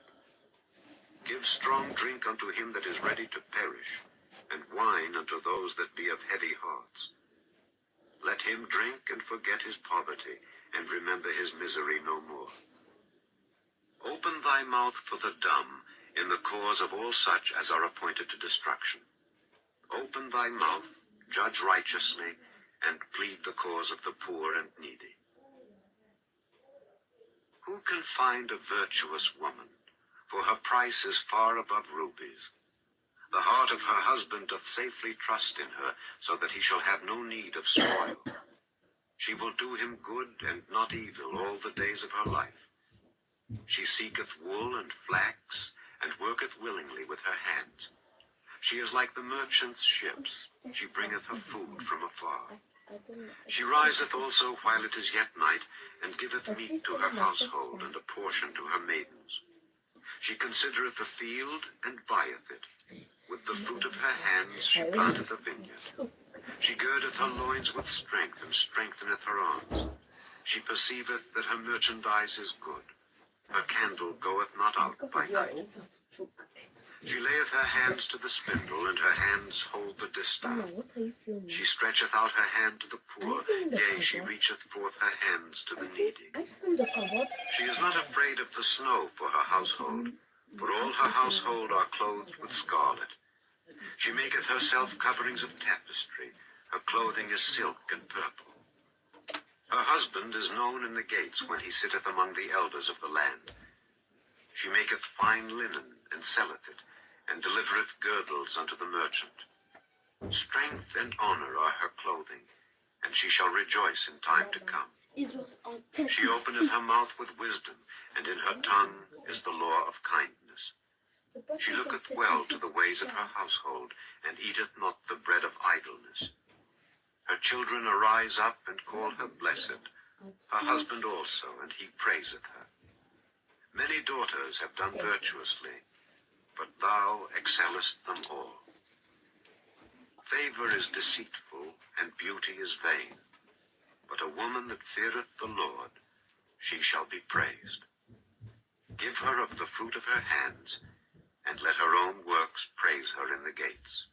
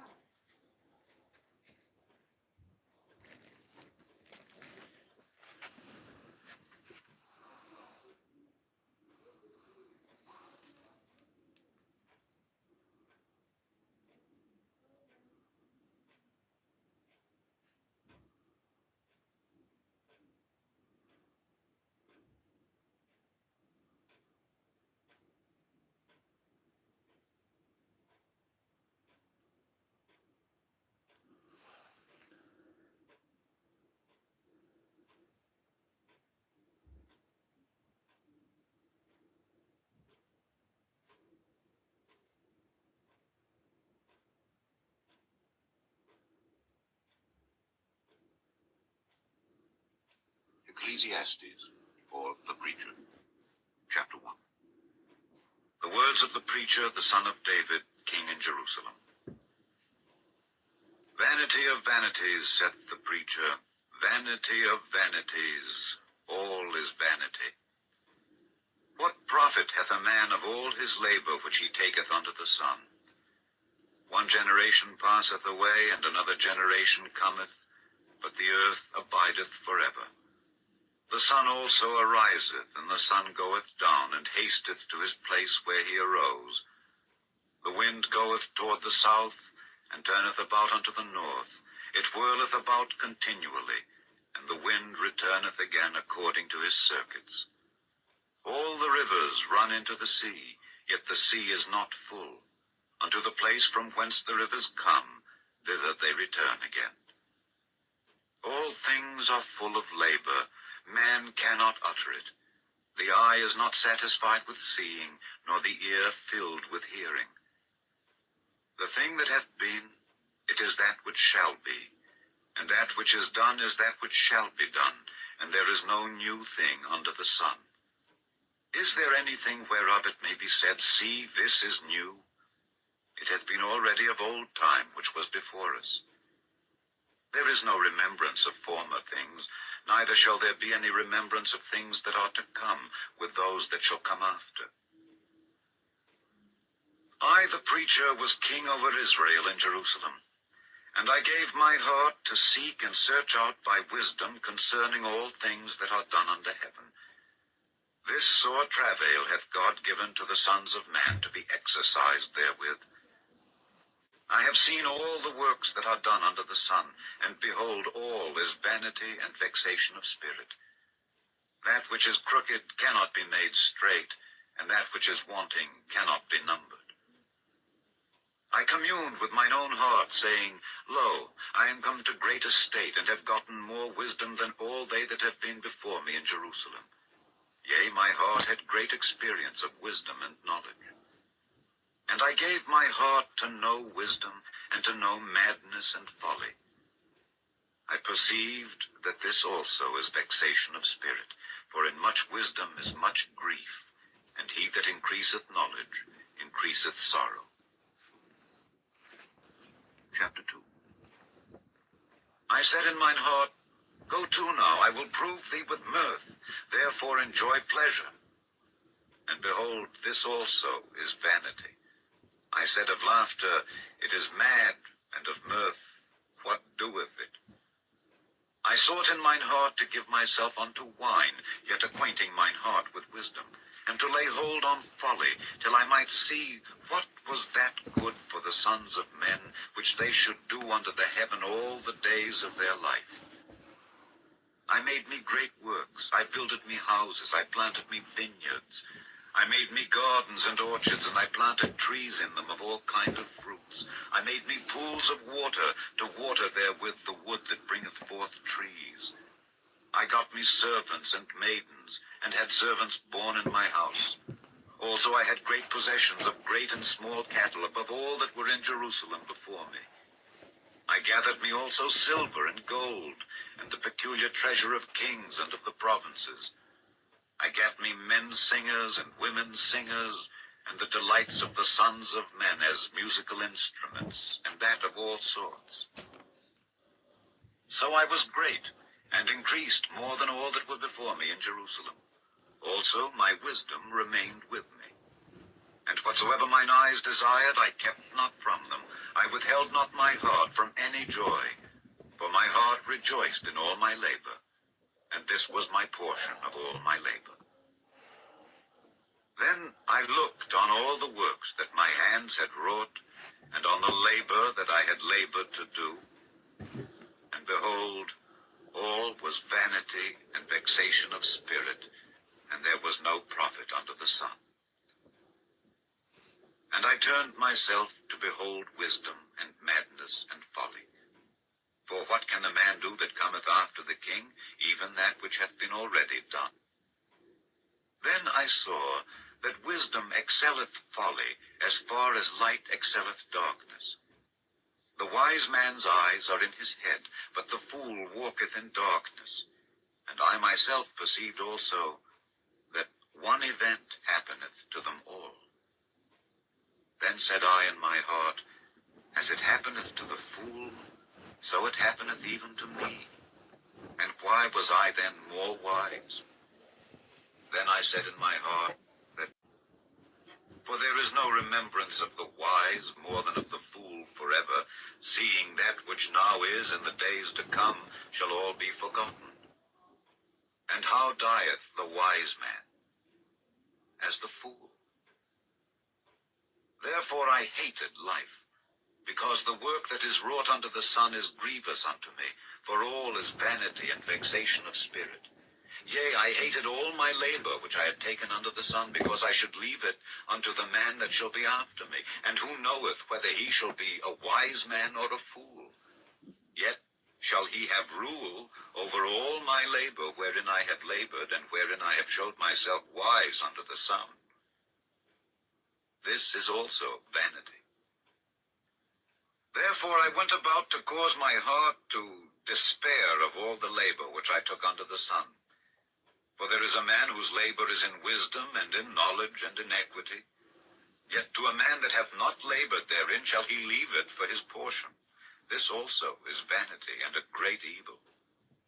For what hath man of all his labor, and of the vexation of his heart, wherein he hath labored under the sun? For all his days are sorrows, and his travail grief. Yea, his heart taketh not rest in the night. This is also vanity. There is nothing better for a man than that he should eat and drink, and that he should make his soul enjoy good in his labor. This also I saw, that it was from the hand of God. For who can eat, or who else can hasten hereunto more than I? For God giveth to a man that is good in his sight wisdom and knowledge and joy. But to the sinner he giveth travail, to gather and to heap up, that he may give to him that is good before God. This also is vanity and vexation of spirit. Chapter 3. To everything there is a season, and a time to every purpose under the heaven. A time to be born, and a time to die. a time to plant and a time to pluck up that which is planted, a time to kill and a time to heal, a time to break down and a time to build up, a time to weep and a time to laugh, a time to mourn and a time to dance, a time to cast away stones and a time to gather stones together, a time to embrace and a time to refrain from embracing, a time to get and a time to lose, a time to keep and a time to cast away, a time to rend and a time to sow, a time to keep silence and a time to speak, a time to love and a time to hate, a time of war and a time of peace. What profit hath he that worketh in that wherein he laboureth? I have seen the travail which God hath given to the sons of men to be exercised in it. He hath made everything beautiful in his time. Also he hath set the world in their heart, so that no man can find out the work that God maketh from the beginning to the end. I know that there is no good in them, but for a man to rejoice and to do good in his life. And also that every man should eat and drink and enjoy the good of all his labor. It is the gift of God. I know that whatsoever God doeth, it shall be forever. Nothing can be put to it, nor anything taken from it. And God doeth it, that men should fear before him. That which hath been is now, and that which is to be hath already been. And God required that which is past. And moreover, I saw under the sun the place of judgment, that wickedness was there, and the place of righteousness, that iniquity was there. I said in mine heart, God shall judge the righteous and the wicked, for there is a time there for every purpose and for every work. I said in mine heart concerning the estate of the sons of men, that God might manifest them, and that they might see that they themselves are beasts. For that which befalleth the sons of men befalleth beasts. Even one thing befalleth them. As the one dieth, so dieth the other. Yea, they have all one breath, so that a man hath no preeminence above a beast. For all is vanity. All go unto one place. All are of the dust, and all turn to dust again. Who knoweth the spirit of man that goeth upward, and the spirit of the beast that goeth downward to the earth? Wherefore I perceive that there is nothing better than that a man should rejoice in his own works, for that is his portion. For who shall bring him to see what shall be after him? Chapter 4. So I returned and considered all the oppressions that are done under the sun. And behold, the tears of such as were oppressed, and they had no comforter. And on the side of their oppressors there was power, but they had no comforter. Wherefore I praised the dead, which are already dead, more than the living which are yet alive. Yea, better is he than both they which hath not yet been, who hath not seen the evil work that is done under the sun. Again, I considered all travail, and every right work, that for this a man is envied of his neighbor. This is also vanity and vexation of spirit. The fool foldeth his hands together, and eateth his own flesh. Better is an handful with quietness, than both the hands full with travail and vexation of spirit. Then I returned, and I saw vanity under the sun. There is one alone, and there is not a second. Yea, he hath neither child nor brother. Yet is there no end of all his labor. Neither is his eye satisfied with riches. Neither saith he, For whom do I labor and bereave my soul of good? This is also vanity. Yea, it is a sore travail. Two are better than one, because they have a good reward for their labor. For if they fall, the one will lift up his fellow. But woe to him that is alone when he falleth, for he hath not another to help him up. Again, if two lie together, then they have heat, but how can one be warm alone? And if one prevail against him, two shall withstand him, and a threefold cord is not quickly broken. Better is a poor and a wise child than an old and foolish king who will no more be admonished. For out of prison he cometh to reign, whereas also he that is born in his kingdom becometh poor. I consider all the living which walk under the sun, with the second child that shall stand up in his stead. There is no end of all the people, even of all that have been before them. They also that come after shall not rejoice in him. Surely this also is vanity and vexation of spirit. Chapter 5. Keep thy foot when thou goest to the house of God, and be more ready to hear than to give the sacrifice of fools, for they consider not that they do evil. Be not rash with thy mouth, and let not thine heart be hasty to utter anything before God, for God is in heaven, and thou upon earth. Therefore let thy words be few.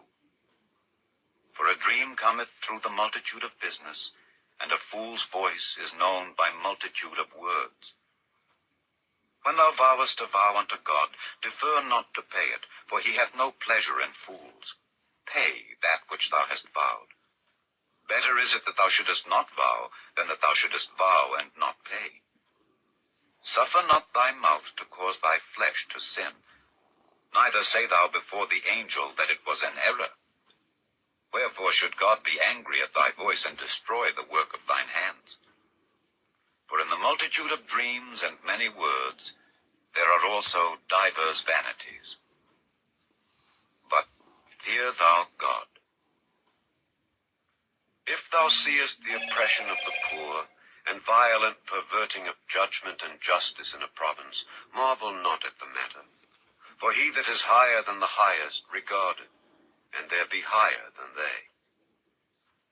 Moreover, the profit of the earth is for all. The king himself is served by the field. He that loveth silver shall not be satisfied with silver, nor he that loveth abundance with increase. This is also vanity. When goods increase, they are increased that eat them. And what good is there to the owners thereof, saving the beholding of them with their eyes? The sleep of a laboring man is sweet, whether he eat little or much, but the abundance of the rich will not suffer him to sleep. There is a sore evil which I have seen under the sun, namely, riches kept for the owners thereof to their hurt. But those riches perish by evil travail, and he begetteth a son, and there is nothing in his hand. As he came forth of his mother's womb, naked shall he return to go as he came, and shall take nothing of his labor, which he may carry away in his hand. And this also is a sore evil, that in all points as he came, so shall he go. And what profit hath he that hath labored for the wind? All his days also he eateth in darkness, and he hath much sorrow and wrath with his sickness. Behold that which I have seen. It is good and comely for one to eat and to drink, and to enjoy the good of all his labor that he taketh under the sun all the days of his life which God giveth him, for it is his portion. Every man also to whom God hath given riches and wealth, and hath given him power to eat thereof, and to take his portion, and to rejoice in his labor, this is the gift of God. For he shall not much remember the days of his life, because God answereth him in the joy of his heart. Chapter 6. There is an evil which I have seen under the sun, and it is common among men. A man to whom God hath given riches, wealth, and honor, so that he wanteth nothing for his soul of all that he desireth, yet God giveth him not power to eat thereof, but a stranger eateth it. This is vanity, and it is an evil disease. If a man beget 100 children, and live many years, so that the days of his years be many, and his soul be not filled with good, and also that he have no burial, I say that an untimely birth is better than he. For he cometh in with vanity, and departeth in darkness, and his name shall be covered with darkness. Moreover, he hath not seen the sun, nor known anything. This hath more rest than the other. Yea, though he live 1,000 years twice told, yet hath he seen no good. Do not all go to one place?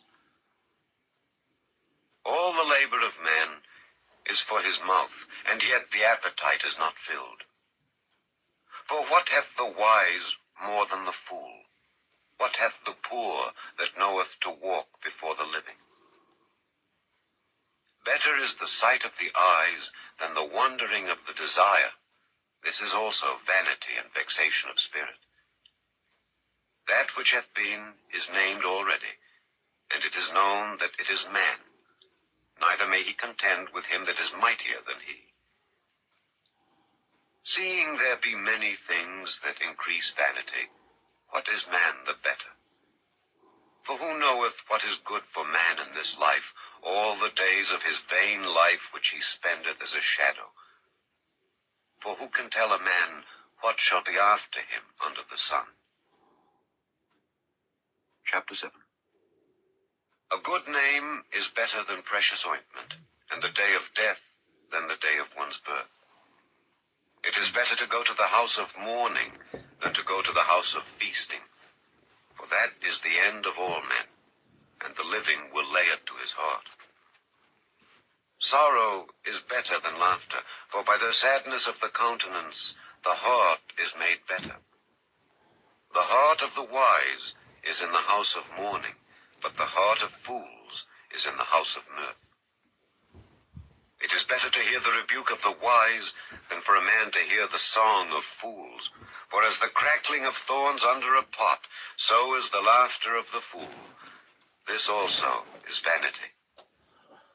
Surely oppression maketh a wise man mad, and a gift destroyeth the heart. Better is the end of a thing than the beginning thereof, and the patient in spirit is better than the proud in spirit. Be not hasty in thy spirit to be angry, for anger resteth in the bosom of fools. Say not thou, what is the cause that the former days were better than these? For thou dost not inquire wisely concerning this. Wisdom is good with an inheritance, and by it there is profit to them that see the sun. For wisdom is a defense, and money is a defense. But the excellency of knowledge is that wisdom giveth life to them that have it. Consider the work of God. For who can make that straight which he hath made crooked? In the day of prosperity be joyful, but in the day of adversity consider. God also hath set the one over against the other, to the end that man should find nothing after him. All things have I seen in the days of my vanity.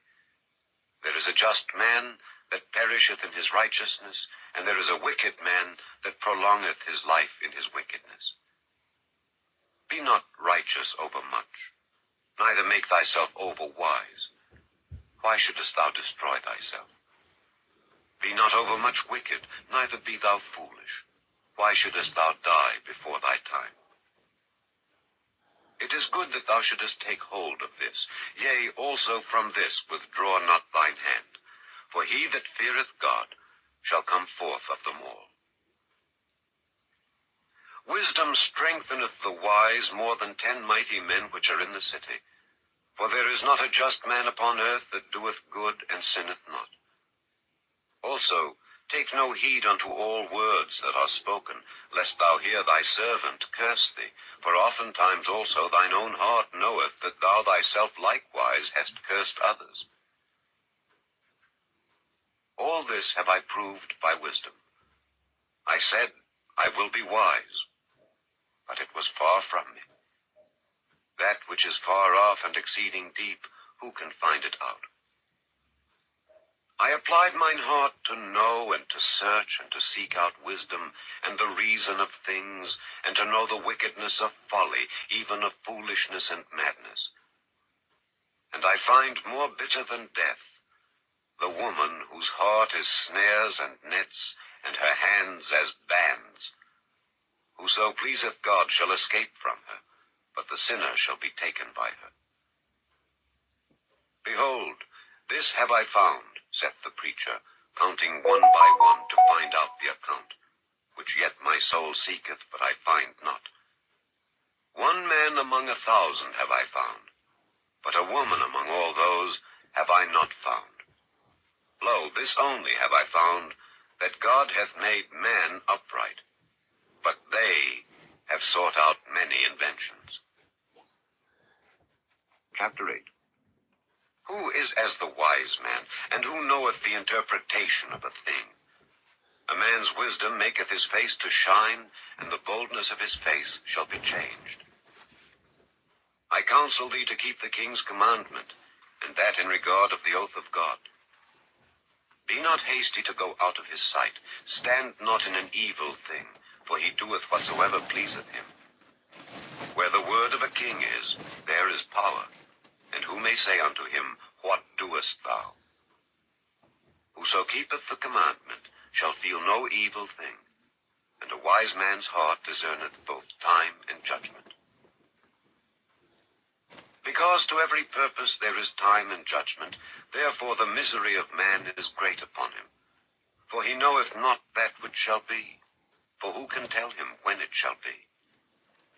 There is no man that hath power over the Spirit to retain the Spirit, neither hath he power in the day of death. And there is no discharge in that war, neither shall wickedness deliver those that are given to it.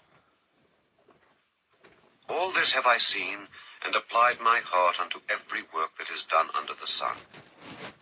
There is a time wherein one man ruleth over another to his own hurt. And so I saw the wicked buried, who had come and gone from the place of the holy, and they were forgotten in the city where they had so done. This is also vanity. Because sentence against an evil work is not executed speedily, therefore the heart of the sons of men is fully set in them to do evil. Though a sinner do evil 100 times, and his days be prolonged, yet surely I know that it shall be well with them that fear God, which fear before him. But it shall not be well with the wicked, neither shall he prolong his days, which are as a shadow, because he feareth not before God.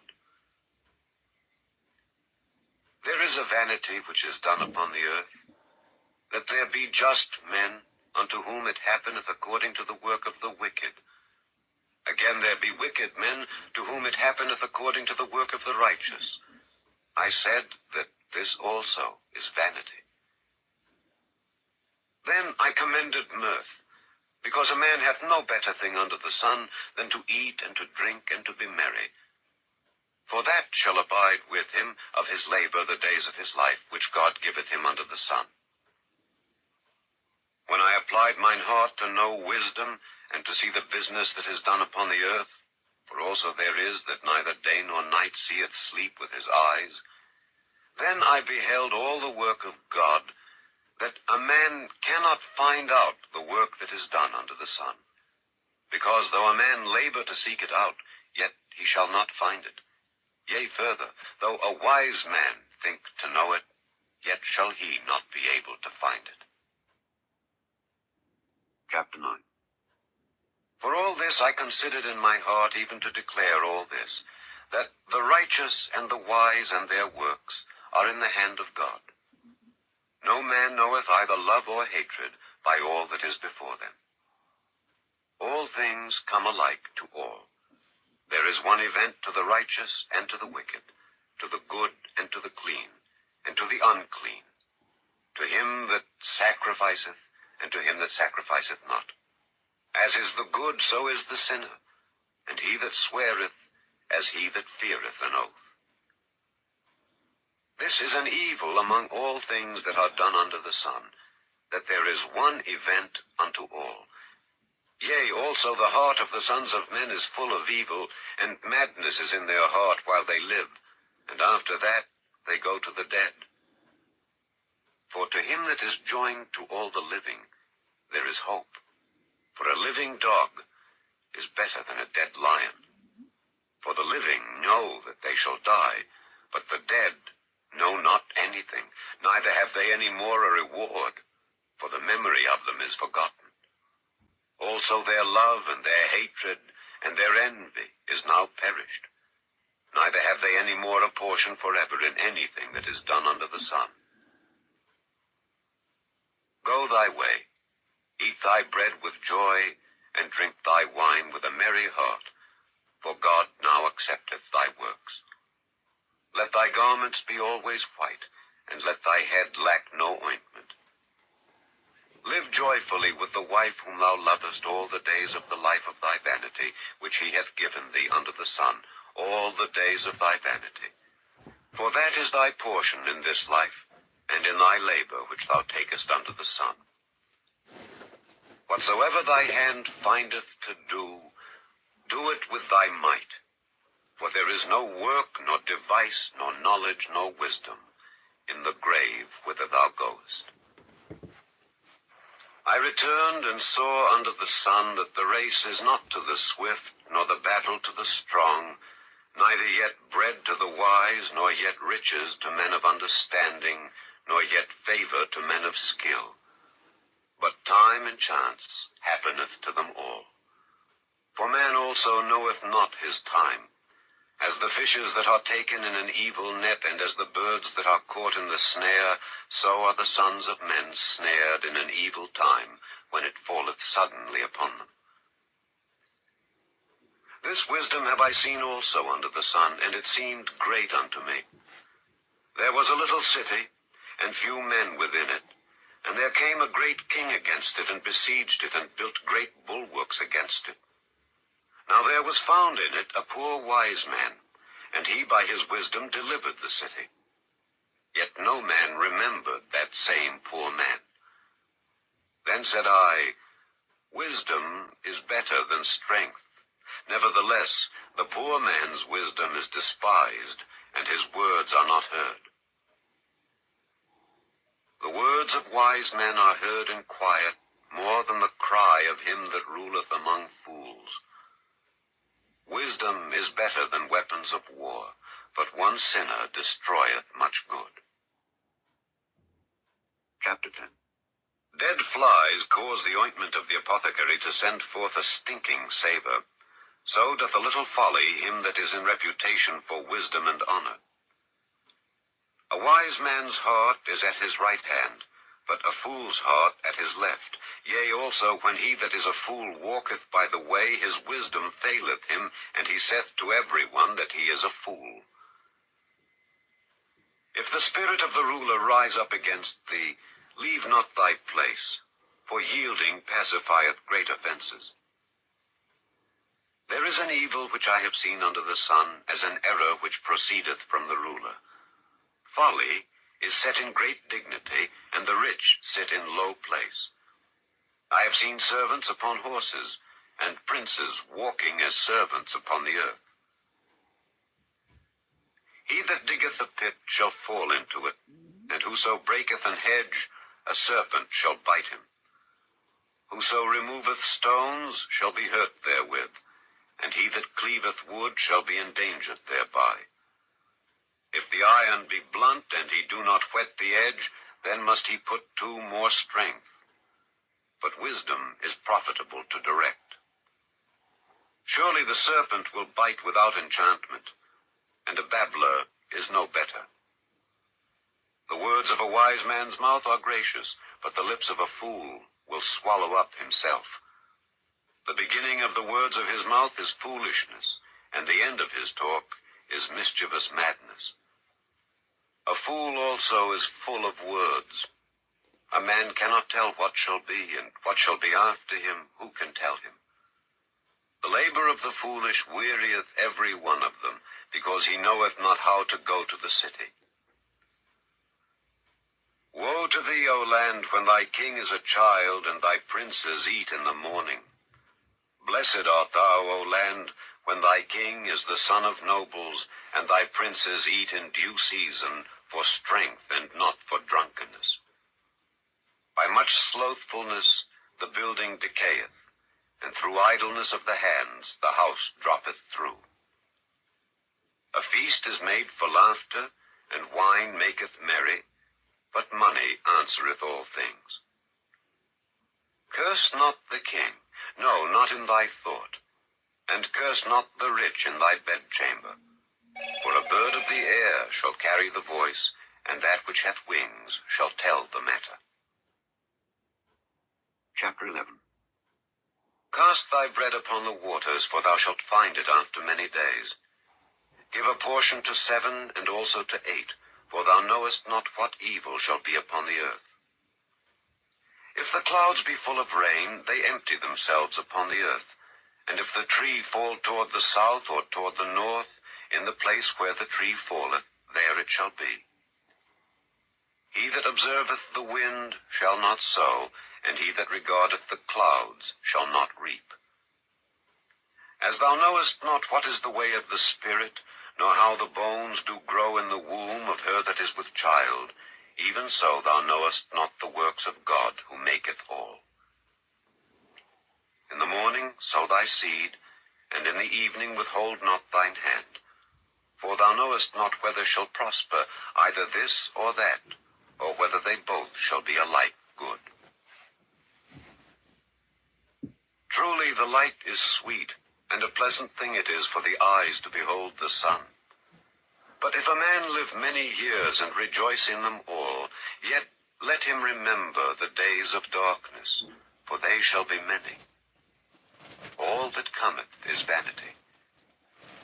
Rejoice, O young man, in thy youth, and let thy heart cheer thee in the days of thy youth, and walk in the ways of thine heart, and in the sight of thine eyes.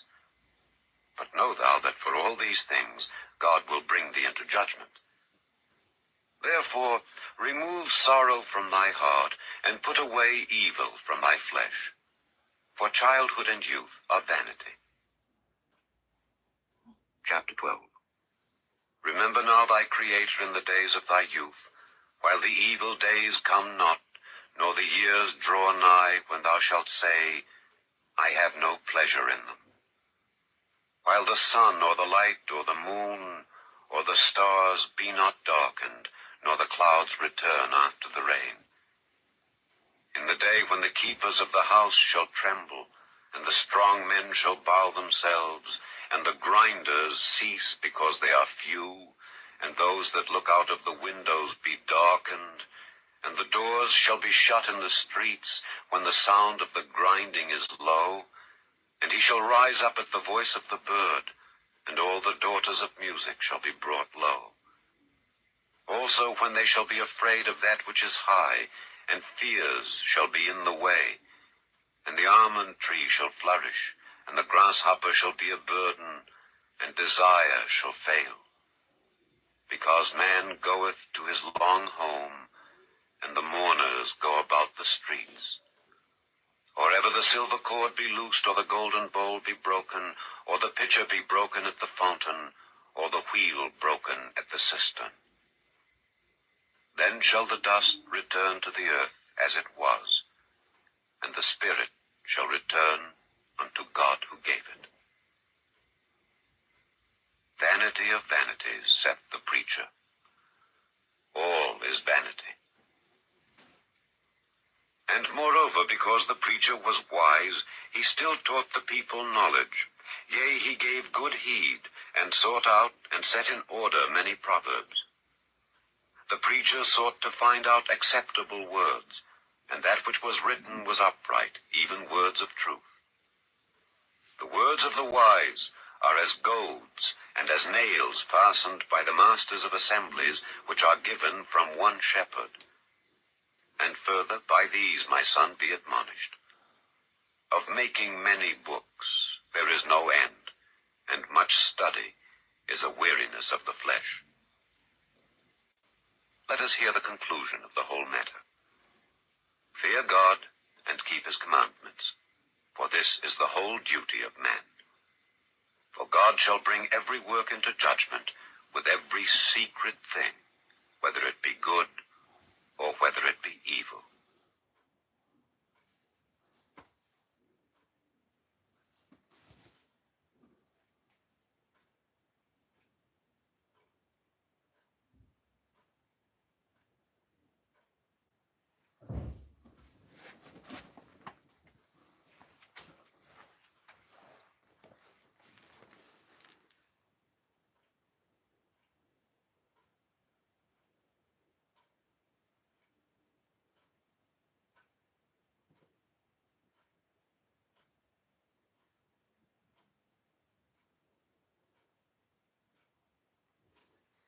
The Song of Solomon, Chapter 1. The Song of Songs, which is Solomon's. Let him kiss me with the kisses of his mouth, for thy love is better than wine.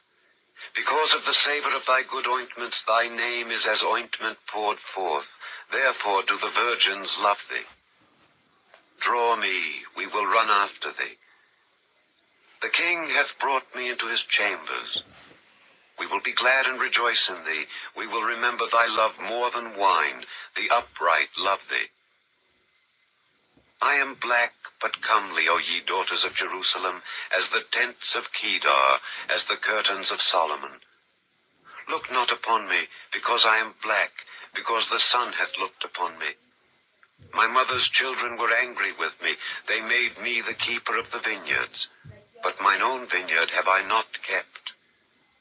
Tell me, O thou whom my soul loveth, where thou feedest, where thou makest thy flock to rest at noon. For why should I be as one that turneth aside by the flocks of thy companions? If thou know not, O thou fairest among women, go thy way forth by the footsteps of the flock, and feed thy kids beside the shepherds' tents. I have compared thee, O my love, to a company of horses in Pharaoh's chariots. Thy cheeks are comely with rows of jewels, thy neck with chains of gold. We will make thee borders of gold with studs of silver. While the king sitteth at his table, my spikenard sendeth forth the smell thereof. A bundle of myrrh is my well-beloved unto me. He shall lie all night betwixt my breasts. My beloved is unto me as a cluster of camphire in the vineyards of Engedi. Behold, thou art fair, my love. Behold, thou art fair, thou hast dove's eyes. Behold, thou art fair, my beloved, yea, pleasant. Also our bed is green.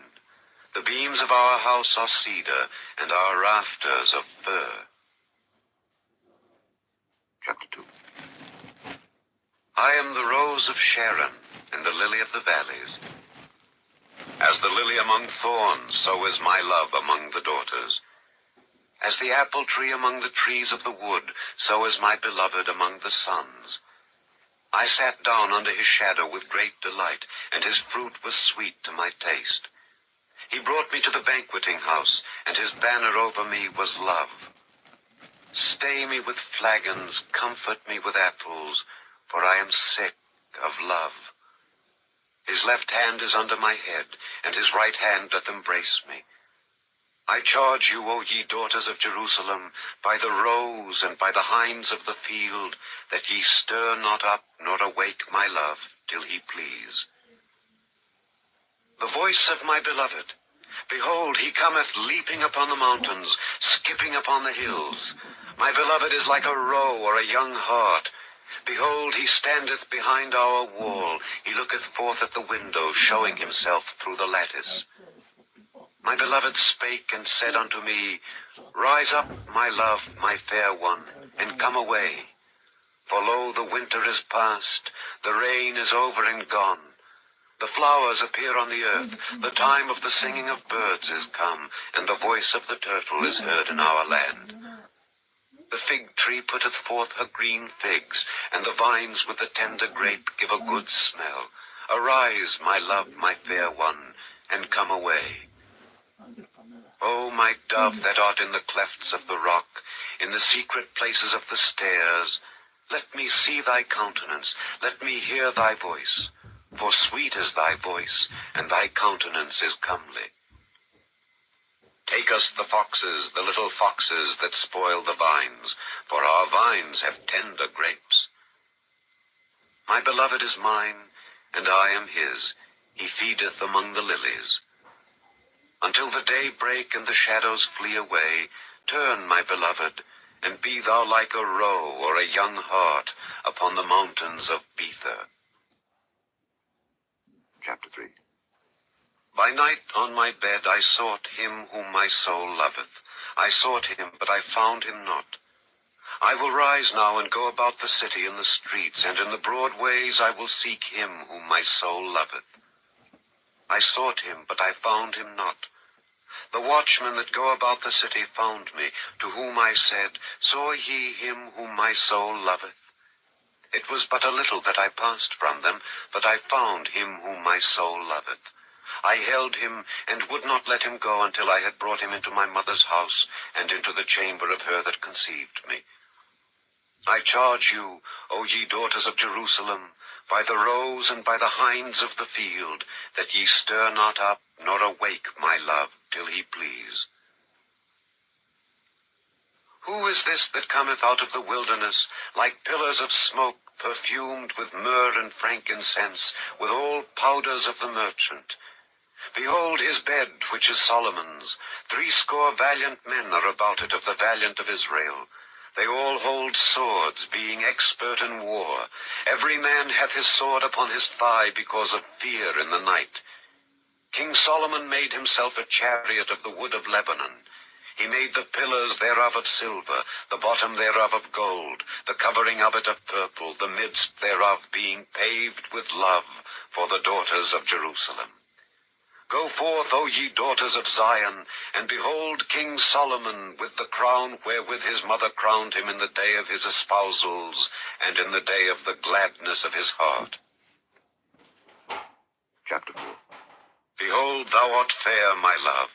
Behold, thou art fair. Thou hast dove's eyes within thy locks. Thy hair is as a flock of goats that appear from Mount Gilead. Thy teeth are like a flock of sheep that are even shorn, which came up from the washing, whereof every one bare twins, and none is barren among them. Thy lips are like a thread of scarlet, and thy speech is comely. Thy temples are like a piece of a pomegranate within thy locks. Thy neck is like the tower of David, builded for an armory, whereon there hang 1,000 bucklers, all shields of mighty men. Thy 2 breasts are like 2 young roes that are twins, which feed among the lilies. Until the day break and the shadows flee away, I will get me to the mountain of myrrh, and to the hill of frankincense.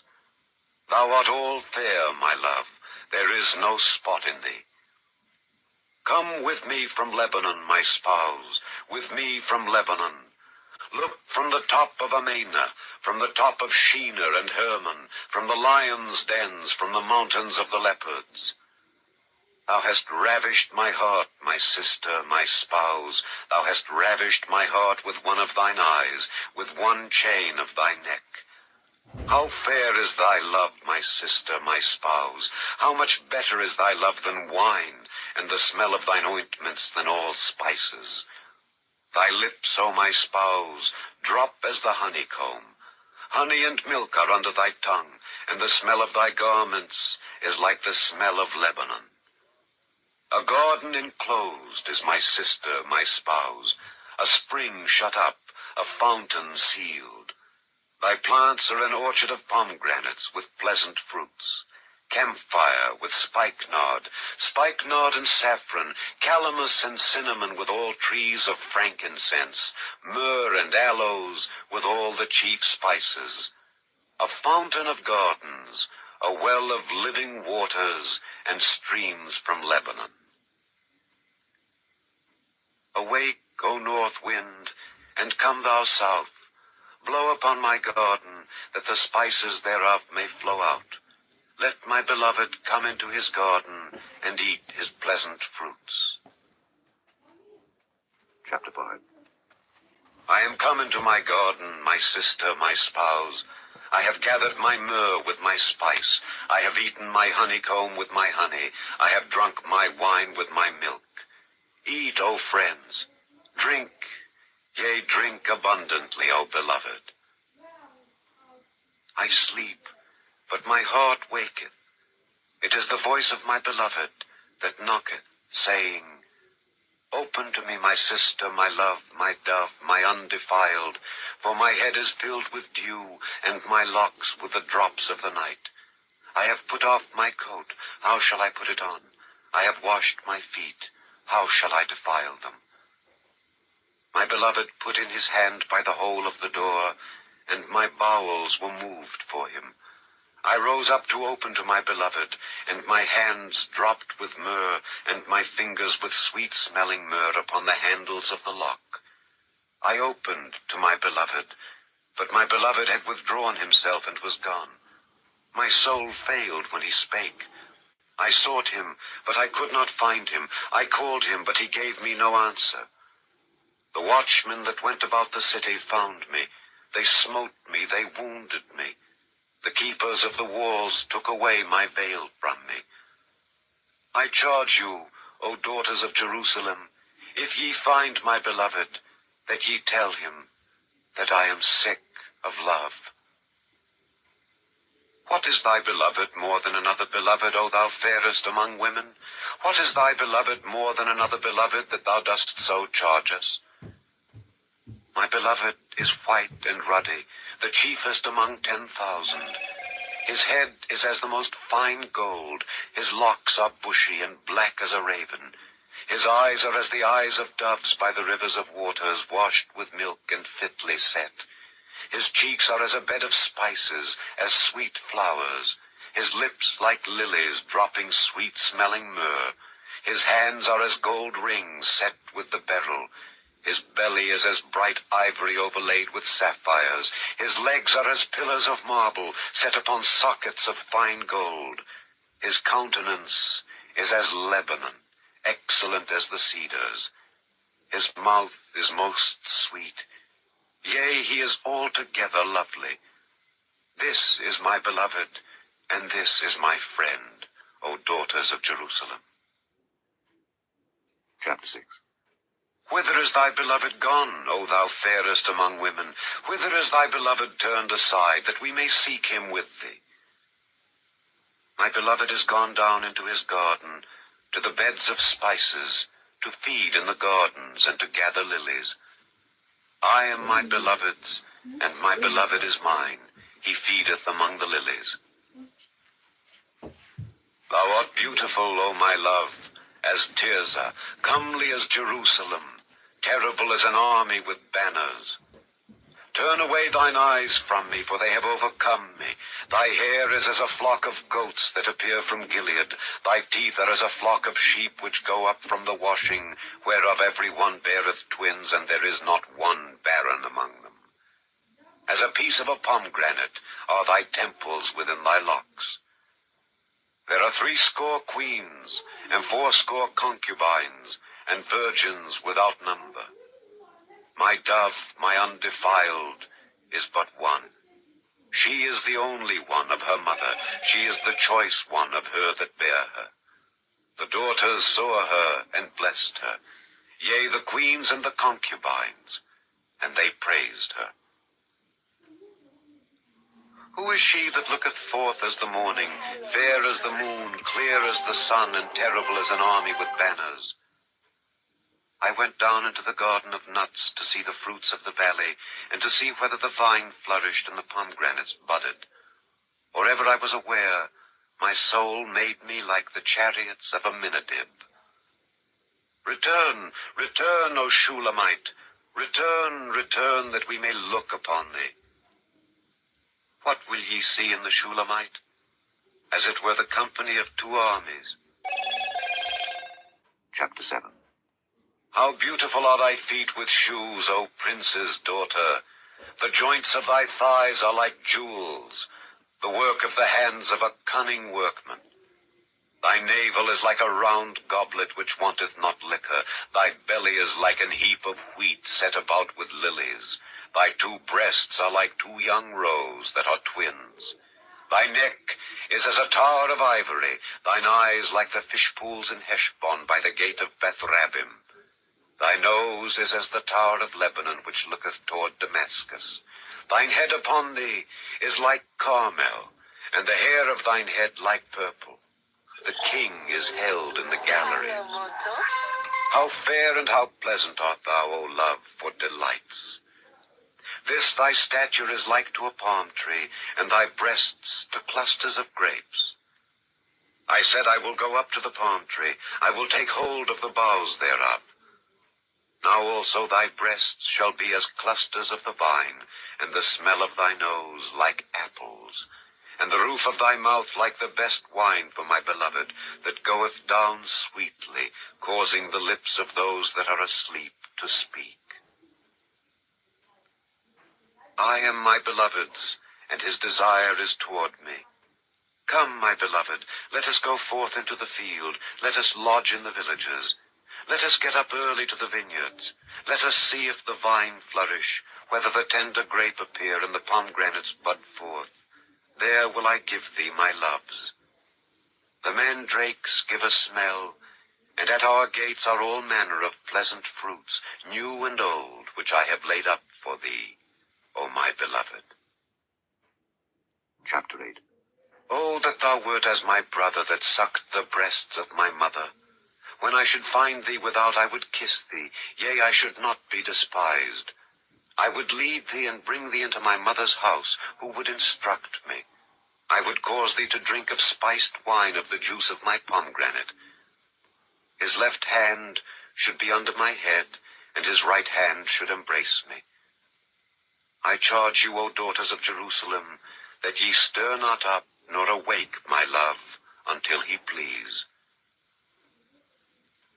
Who is this that cometh up from the wilderness, leaning upon her beloved?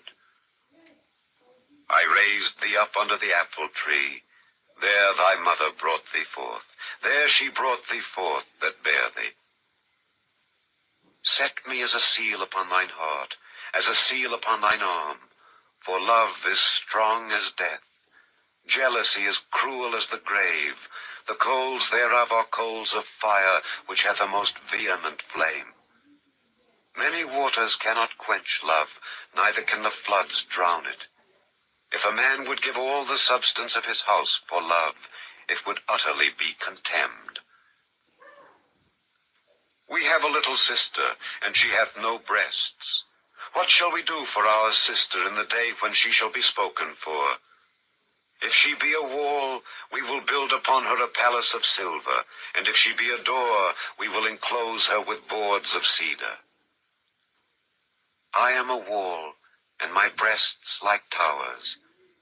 Then was I in his eyes as one that found favor. Solomon had a vineyard at Baal Haman. He let out the vineyard unto keepers. Every one for the fruit thereof was to bring 1,000 pieces of silver. My vineyard, which is mine, is before me.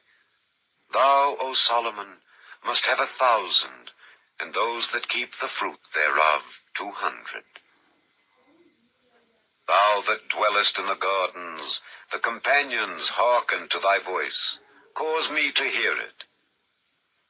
Make haste, my beloved, and be thou like to a roe or to a young hart upon the mountains of spices.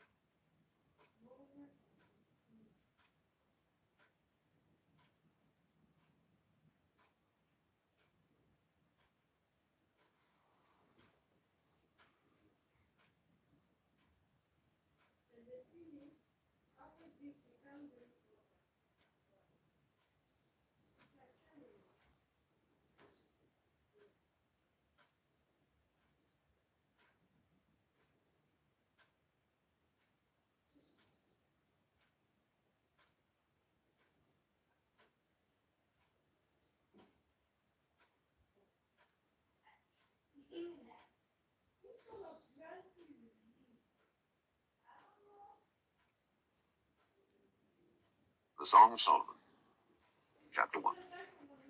The Song of Songs, which is Solomon's. Let him kiss me with the kisses of his mouth, for thy love is better than wine.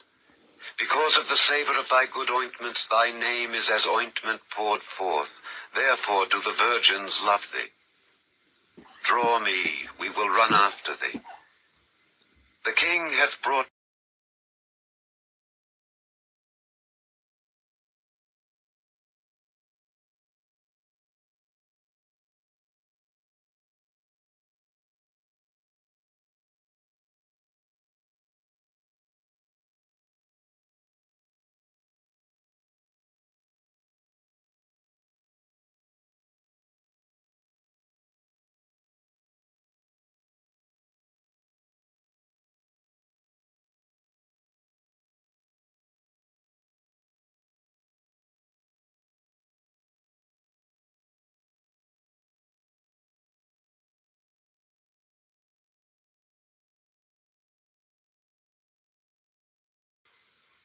If thou know not, O thou fairest among women, go thy way forth by the footsteps of the flock, and feed thy kids beside the shepherds' tents.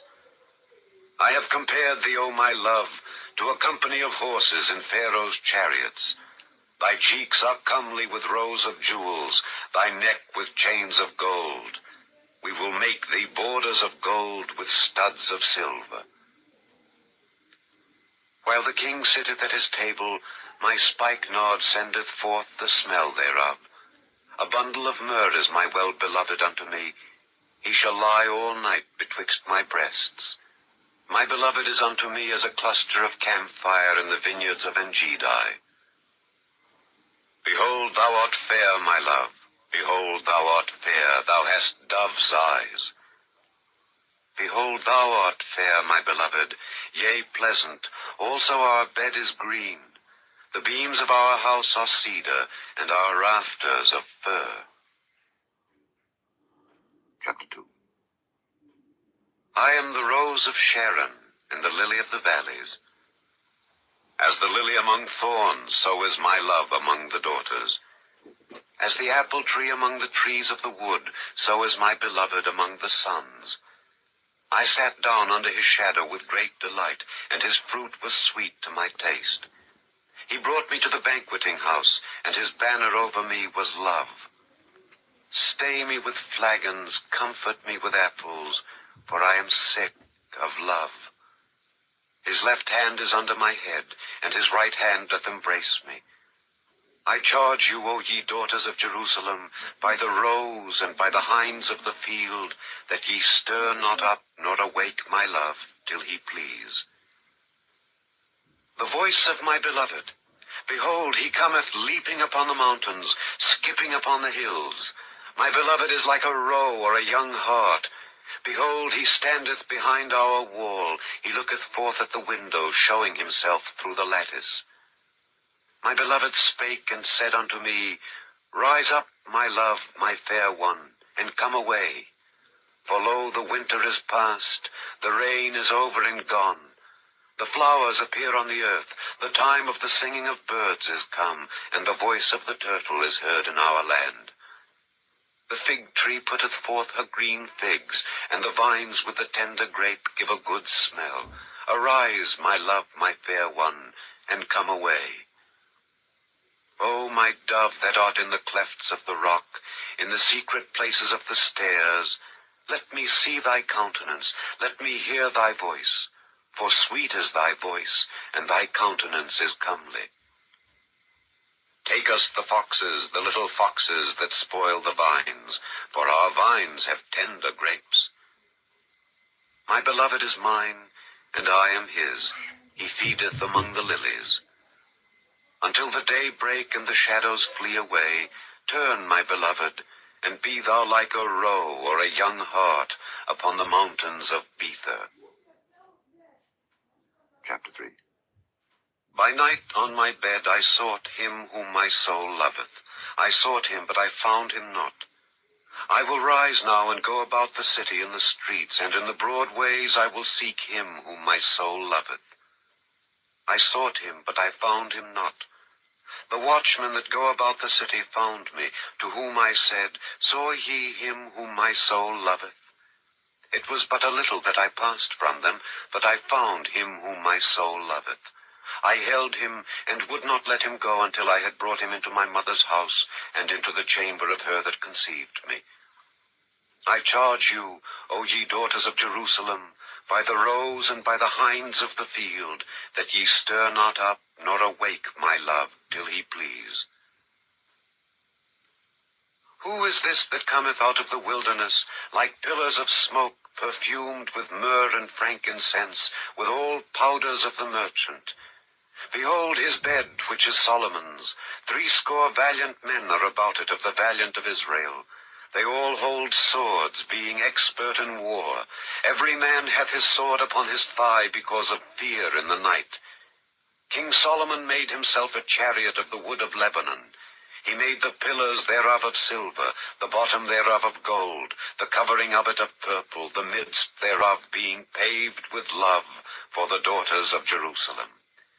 Go forth, O ye daughters of Zion, and behold King Solomon with the crown wherewith his mother crowned him in the day of his espousals, and in the day of the gladness of his heart. Chapter 4. Behold, thou art fair, my love. Behold, thou art fair. Thou hast dove's eyes within thy locks. Thy hair is as a flock of goats that appear from Mount Gilead. Thy teeth are like a flock of sheep that are even shorn, which came up from the washing, whereof every one bare twins, and none is barren among them. Thy lips are like a thread of scarlet, and thy speech is comely.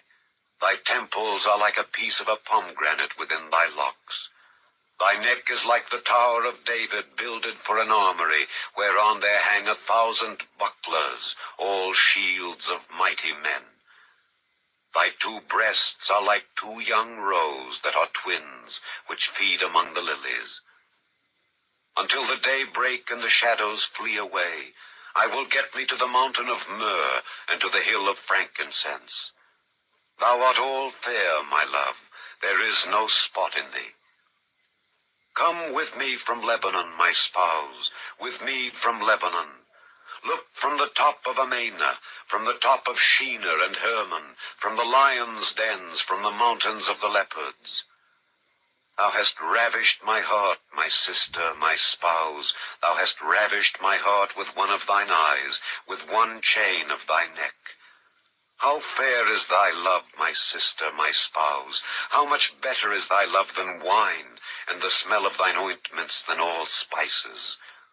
Thy lips, O my spouse, drop as the honeycomb. Honey and milk are under thy tongue, and the smell of thy garments is like the smell of Lebanon. A garden enclosed is my sister, my spouse, a spring shut up, a fountain sealed. Thy plants are an orchard of pomegranates with pleasant fruits, camphire with spikenard and saffron, calamus and cinnamon with all trees of frankincense, myrrh and aloes with all the chief spices, a fountain of gardens, a well of living waters, and streams from Lebanon. Awake, O north wind, and come thou south. Blow upon my garden, that the spices thereof may flow out. Let my beloved come into his garden, and eat his pleasant fruits. Chapter 5. I am come into my garden, my sister, my spouse. I have gathered my myrrh with my spice. I have eaten my honeycomb with my honey. I have drunk my wine with my milk. Eat, O friends. Drink, yea, drink abundantly, O beloved. I sleep, but my heart waketh. It is the voice of my beloved that knocketh, saying, Open to me, my sister, my love, my dove, my undefiled, for my head is filled with dew, and my locks with the drops of the night. I have put off my coat, how shall I put it on? I have washed my feet, how shall I defile them? My beloved put in his hand by the hole of the door, and my bowels were moved for him. I rose up to open to my beloved, and my hands dropped with myrrh, and my fingers with sweet-smelling myrrh upon the handles of the lock. I opened to my beloved, but my beloved had withdrawn himself and was gone. My soul failed when he spake. I sought him, but I could not find him. I called him, but he gave me no answer. The watchmen that went about the city found me. They smote me, they wounded me. The keepers of the walls took away my veil from me. I charge you, O daughters of Jerusalem, if ye find my beloved, that ye tell him that I am sick of love. What is thy beloved more than another beloved, O thou fairest among women? What is thy beloved more than another beloved, that thou dost so charge us? My beloved is white and ruddy, the chiefest among 10,000. His head is as the most fine gold, his locks are bushy and black as a raven. His eyes are as the eyes of doves by the rivers of waters, washed with milk and fitly set. His cheeks are as a bed of spices, as sweet flowers. His lips like lilies, dropping sweet-smelling myrrh. His hands are as gold rings set with the beryl. His belly is as bright ivory overlaid with sapphires. His legs are as pillars of marble set upon sockets of fine gold. His countenance is as Lebanon, excellent as the cedars. His mouth is most sweet. Yea, he is altogether lovely. This is my beloved, and this is my friend, O daughters of Jerusalem. Chapter 6. Whither is thy beloved gone, O thou fairest among women? Whither is thy beloved turned aside, that we may seek him with thee? My beloved is gone down into his garden, to the beds of spices, to feed in the gardens, and to gather lilies. I am my beloved's, and my beloved is mine. He feedeth among the lilies. Thou art beautiful, O my love, as Tirzah, comely as Jerusalem, terrible as an army with banners. Turn away thine eyes from me, for they have overcome me.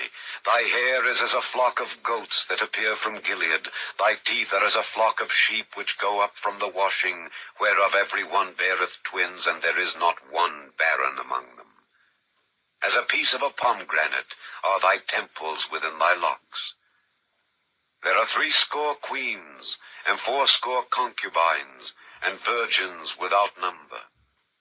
My dove, my undefiled, is but one. She is the only one of her mother. She is the choice one of her that bare her. The daughters saw her and blessed her, yea, the queens and the concubines, and they praised her. Who is she that looketh forth as the morning, fair as the moon, clear as the sun, and terrible as an army with banners? I went down into the garden of nuts to see the fruits of the valley, and to see whether the vine flourished and the pomegranates budded.